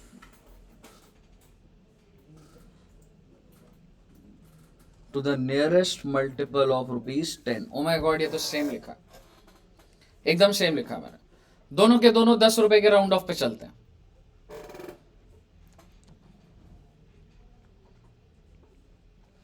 in case the last digit is 5, जैसे अगर मैं बोलूं 38 है, 38 को राउंड ऑफ कैसे करोगे? 40, 32 को 30, नियरेस्ट कौन सा हुआ? 30। मैंने ऊपर, हाँ मैंने क्या लिखा है? टू द नियरेस्ट मल्टीपल, तो 32 के नियरेस्ट कौन सा हो गया? 30। लेकिन अगर आखिरी डिजिट 5 है तो 40 लेते हैं सर। हाँ, इन case the last digit is 5। आप मुझे बताइए सरकार को किसमें फायदा है? तो सरकार ने वही प्रोविजन बनाया, ठीक है। इन case the last digit is 5, it is, हाँ जी 4.5 हुआ तो क्या लेगा? नहीं 4.5 है तो 5 से पहले ही है तो 30 लेगा। In case the last digit is 5, it is rounded off to the higher multiple of ₹10। Higher multiple, clear है? कैसे एडीडी में एवरेज? एडीडी का एवरेज का क्या बोलना चाह रहा, मतलब नहीं, मतलब वो नहीं है ये, मतलब प्रिसाइसली लॉ है ये, मतलब लिखा हुआ है ये चीज, ठीक है। बेसिकली गवर्नमेंट अपने बेनिफिट के लिए देख रही है। तो अगर तुम्हारी टोटल इनकम का लास्ट नंबर 5 होगा तो गवर्नमेंट को तो फायदा बढ़ाने में ही है ना, तो गवर्नमेंट बढ़ा रही है उसको। यहां पर आप क्या कर दोगे बेटा? सेम दोनों के दोनों में। तो सर ये कोई डिफरेंस हुआ? कोई भी डिफरेंस नहीं हुआ, बस आपको ये पता लग गया 288 टोटल इनकम है, 288 बी क्या है? टैक्स इंटरेस्ट पेनल्टी है। सर इसका एग्जाम्पल बनेगा 3rd पॉइंट में।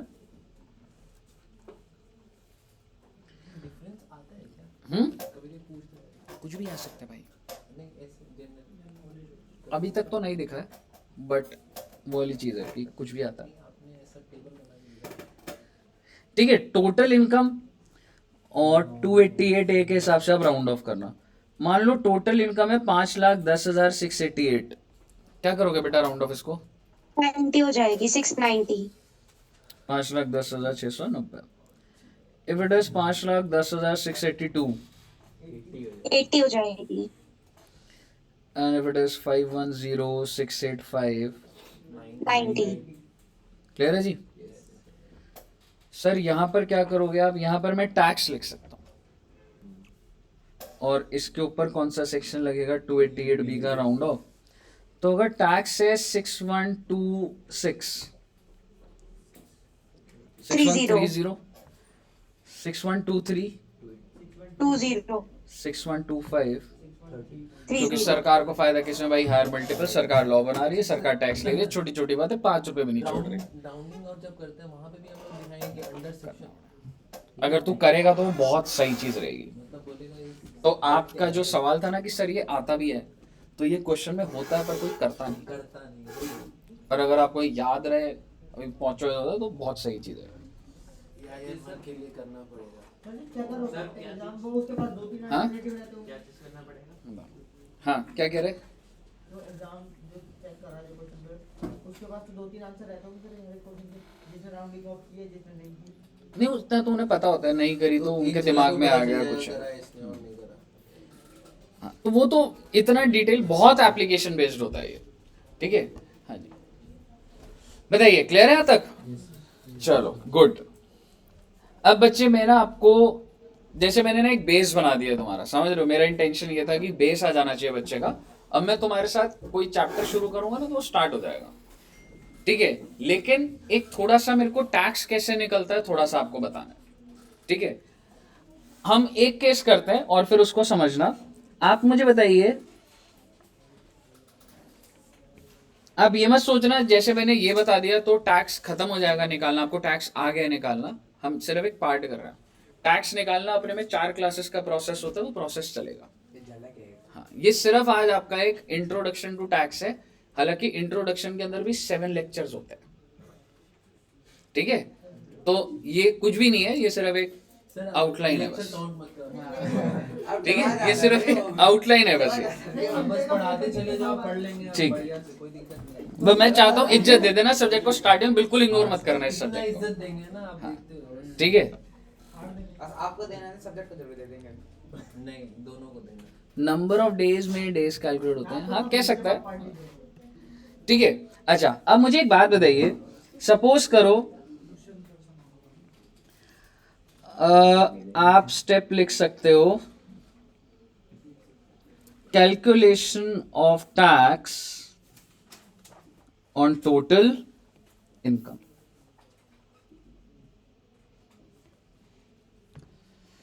ठीक है, ये 1-2 केसेस आपको आने चाहिए टू अंडरस्टैंड द कॉन्सेप्ट। मेरे को बताइए, मान लो शिवांश है, शिवांश ने मास्क लगा लिया, अब दोबारा केसेस बढ़ रहे हैं, वैसे बढ़ रहे हैं, मैंने ट्रैक नहीं रखा है, बट मतलब अब बढ़ रहे हैं। टेस्टिंग बढ़ा दी ना तो बढ़ेंगे, ज्यादा हो रहे हैं। टेस्टिंग बढ़ा दी तो बढ़ेंगे। वो तो है, बट जहाँ 105 आते थे 500 करके वो 25 आएंगे तो कह देंगे बढ़ गए 20। बट यार बड़ा रिस्की है, मुझे लग रहा है दोबारा बढ़ सकते हैं तो। नहीं होगा सब बच्चों ने डोज लगा वो कर लिए, वैक्सीन है सारे बच्चे। मैंने बूस्टर नहीं लगवाई अभी तक, टाइम लगा बूस्टर लगानी है। ठीक है, तो मान लो शिवांश की टोटल इनकम कितने रुपए है बेटा? 12 लाख साल का। हाँ? अभी इसी साल की, फिर तो ठीक है ना। अभी सीए फाउंडेशन क्लियर हुआ बस तेरा, 12 लाख का पैकेज, फिर ठीक है। फाइनल तक तो सीधा करोड़ कर दूंगा। कह रहे 12 से खुशी नहीं हो रही, आपने बोल दिया सीए फाउंडेशन क्लियर। ठीक है, तो 12 लाख रुपए है। मेरे को बताइए, क्या हम टैक्स किसके ऊपर निकालेंगे? 12 लाख पे निकालेंगे ना। और मान लो ये एक जगह पर ना, वो जैसे ईंटों का काम होता है ना, मजदूरी का काम, हाँ, जैसे मॉल बन रहा होता है ना, तो लेबर चाहिए होती है, तो शिवांश को उधर नौकरी लग गई है। अभी सीए नहीं बना है अभी, नहीं हो सकता है। मतलब एक कोई कह रहा था कि जी सीमेंट को ऐसे वो करना, बराबर करना, उससे करोगे। हाँ, मिस्त्री, इसने बोला ये सब काम थोड़ा ना करता, I am a CA student. उसने कहा 12 लाख मिलेंगे, कह रहा लाओ, कह रहा ओवर टाइम कर लेंगे। ठीक है, तो 12 लाख रुपए इसको कैसे मिलेंगे? बैंक अकाउंट में या कैश में? मिस्त्री को कैसे मिलते हैं पैसे? मिस्त्री का कोई पैन कार्ड वैन कार्ड नहीं होता बेटे, ऐसे सर पे सीमेंट वीमेंट लगा होता है इनके। मिस्त्री से याद है कि टूटा भी हुआ यार, देख लियो एक बार वो कुछ। हाँ? प्रोफेशनल मिस्त्री है, एकदम अच्छे से करेगा, सूट बूट पहन कर आएगा। जैसे जलीस आया था समोसा खाने एक बार, समोसा खाने के लिए रेडी होकर आ गया होता, जिसमें पिज्जा बोल दिया शेरवानी पहनाएगा तो।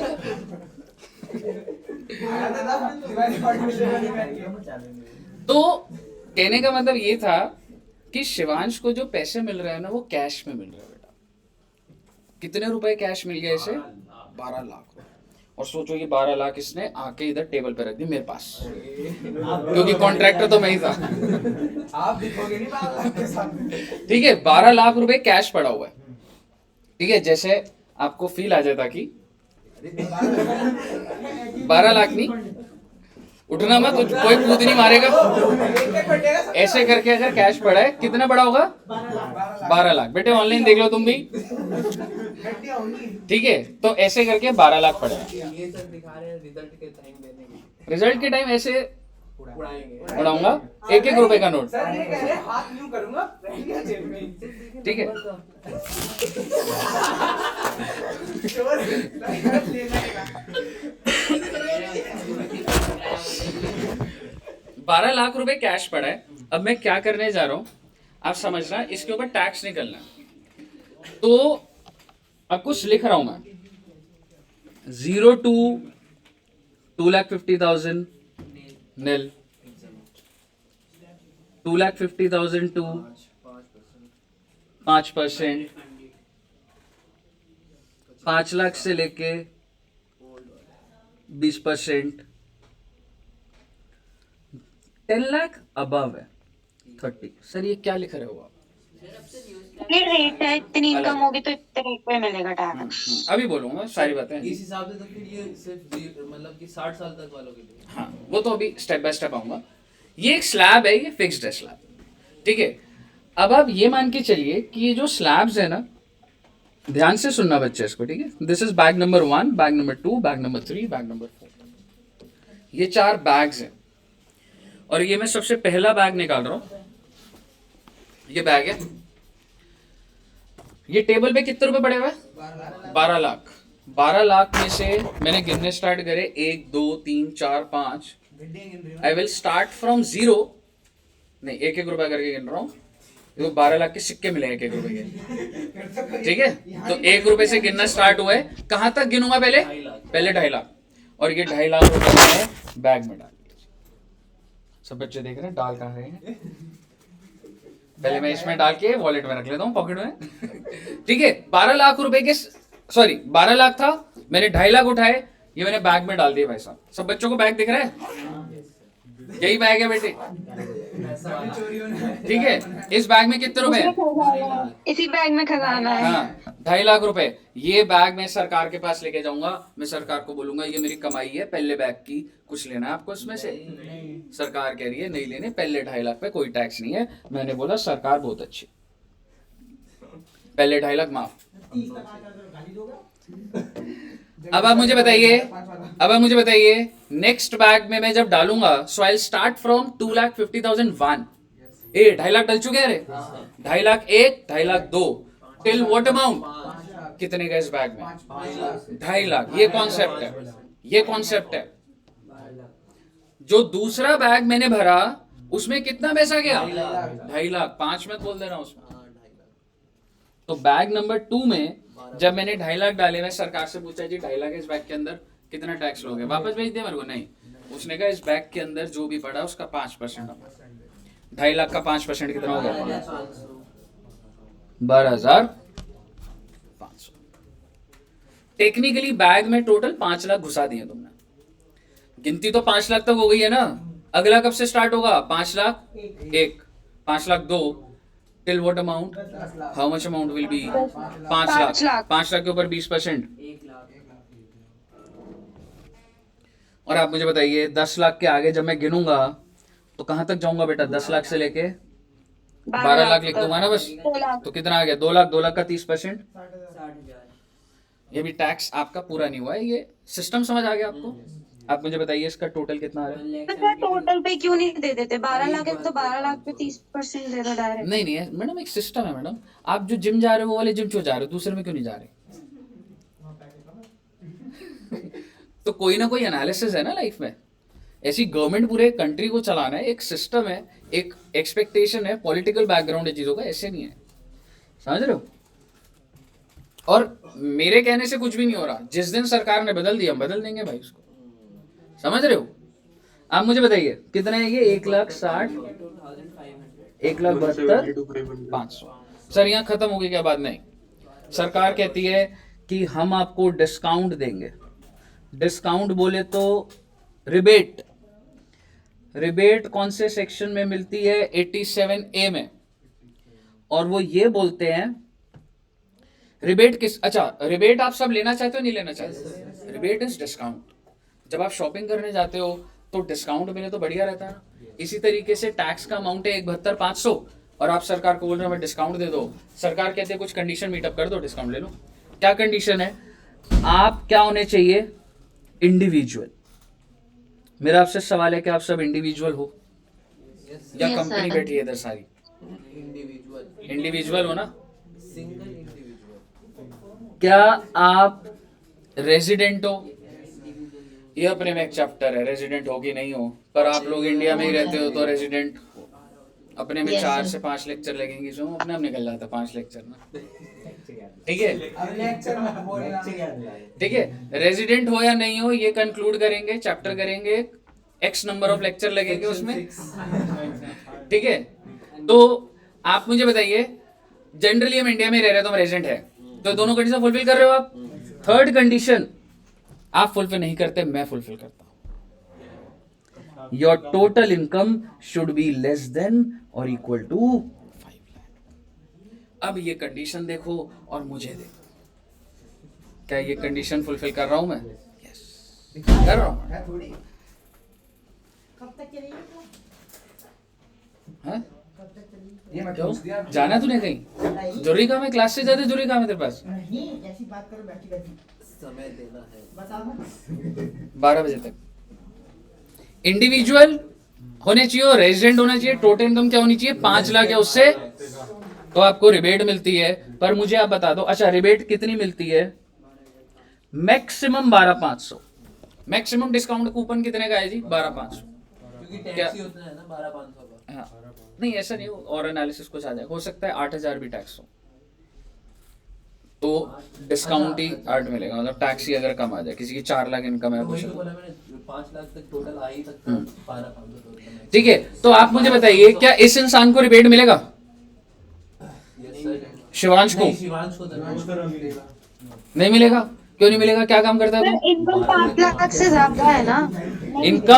मैडम मैंने लिखा है total income should be less than और इक्वल टू है, यानी कि सरकार कह रही है कि हम गरीब लोगों को बेनिफिट देना चाहते हैं। जो क्या डेफिनेशन है उसकी? 5 लाख है उससे कम।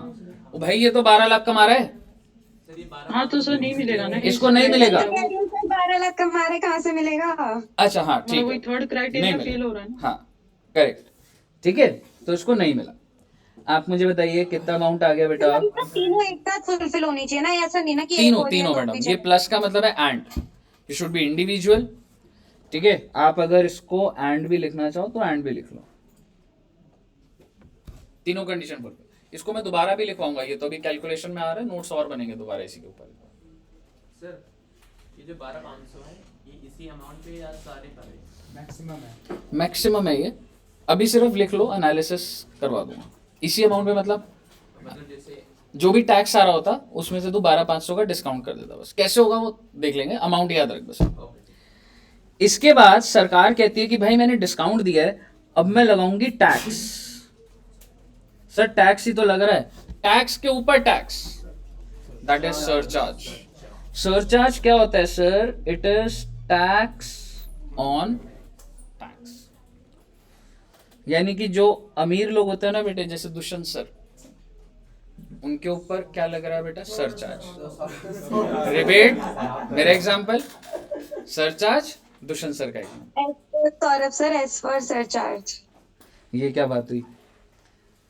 S for Dushyant Sharma. हाँ ठीक है, सो बेसिकली सरचार्ज के ना कुछ 4 रेट है, 10%, 15%, 25%, 37%।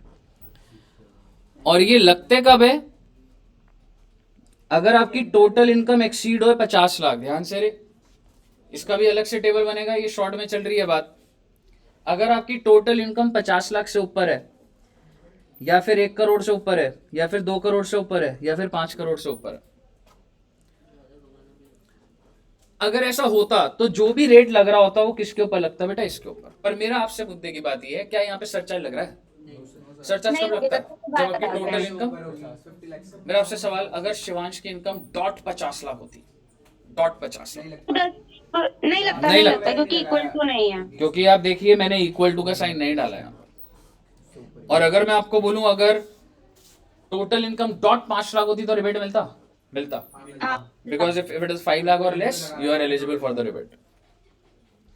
तो सरचार्ज नहीं लग रहा, क्योंकि सर ये आप ये समझो ये सरकार ने क्यों लगाया है।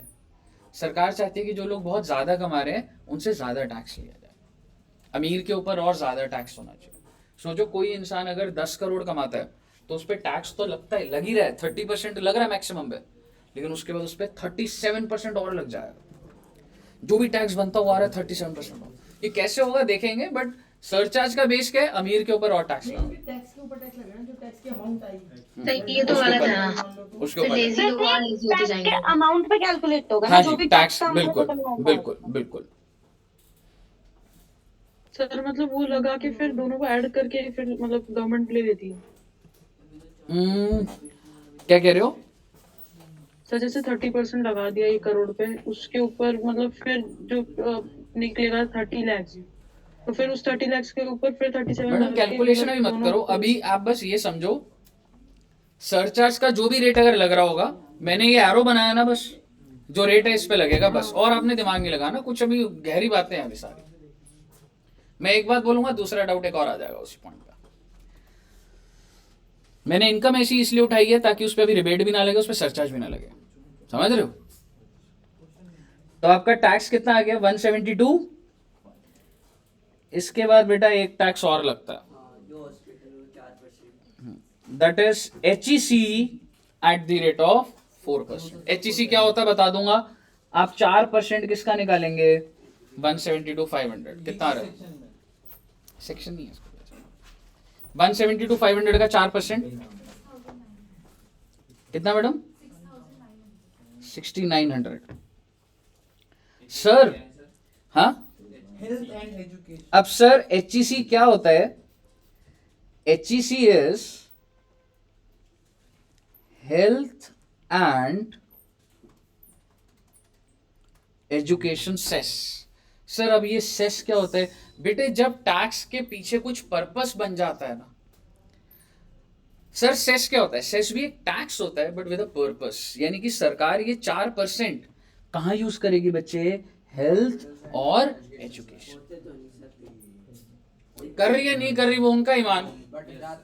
पास करा गया पार्लियामेंट में कि we want to take 4% more for improving the health infrastructure, education infrastructure.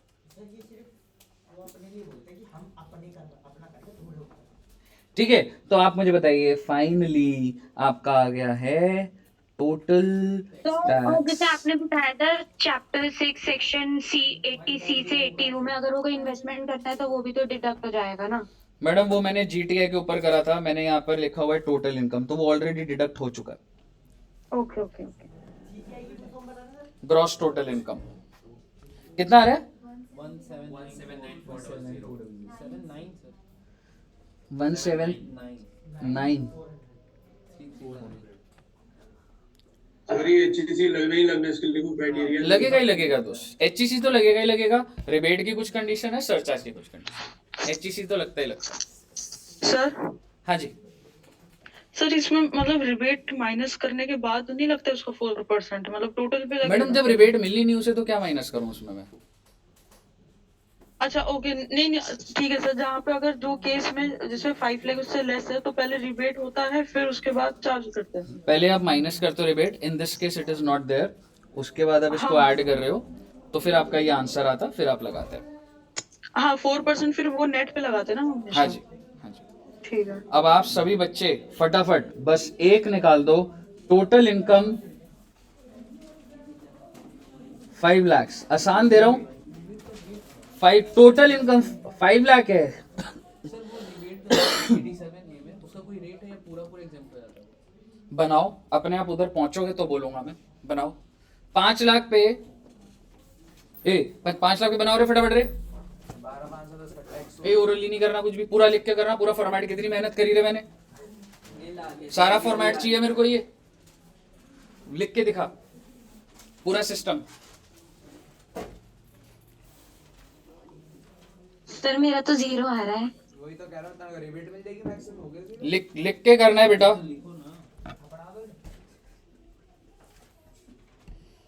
0 ही आएगा ना आंसर वैसे? लिख के कर लिया है? ये देखो 2.5 से 5 सर पहले आंसर तो भी लिख भी लूंगी। आंसर 0 ही। हो गया। हाँ फिर ठीक है। लिखना बाकी आप बताओगे क्योंकि इतनी सारी डिटेल थोड़ी थी इसमें। ये लिखना है इसको, सिस्टम फॉलो कर। सिस्टम उसमें नीचे में तो 0 0 0 बीच हाँ तो ठीक है, तो यहाँ तक तो लिख, तो लिख तो देख दिखा, हैंड राइटिंग बढ़िया कर।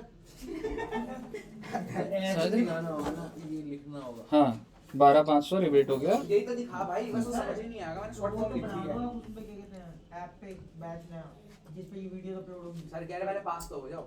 नहीं बैच बन जाएगा। क्या मतलब दोनों साथ में? सर जो आपने ये रेट्स लिखे हुए हैं यही फिक्स्ड रेट्स है? हाँ या जी आपने मैडम, ये अभी- फिक्स्ड है। नहीं ये फिक्स्ड है madam. Okay sir. 0 to 2.5 lakh nil, 2.5 to 5 lakh 5%, 12,500। आगे जाऊंगा मैं, आगे जा ही नहीं सकता, इनकम ही नहीं है। और तो आप मुझे बताइए 12,500 आ गया, क्या इस इंसान को रिबेट मिलेगा? ये इंडिविजुअल है, मैंने क्वेश्चन लिखा था, हम एज्यूम कर रहे हैं रेजिडेंट भी है और इसकी टोटल इनकम 5 लाख है, तो इसको कितने रुपए का रिबेट मिल जाएगा? मैक्सिमम 12,500। टैक्स कितना आ गया इसका? 0। सरचार्ज लगेगा तो 0। HEC समझ आया आपको? फिर आपका तो फायदा फायदा। सर वैसे आपने कहा था HEC तो लगेगा ही लगेगा। HEC तो तब लगेगा ना जब ऊपर से टैक्स बनता हुआ आएगा।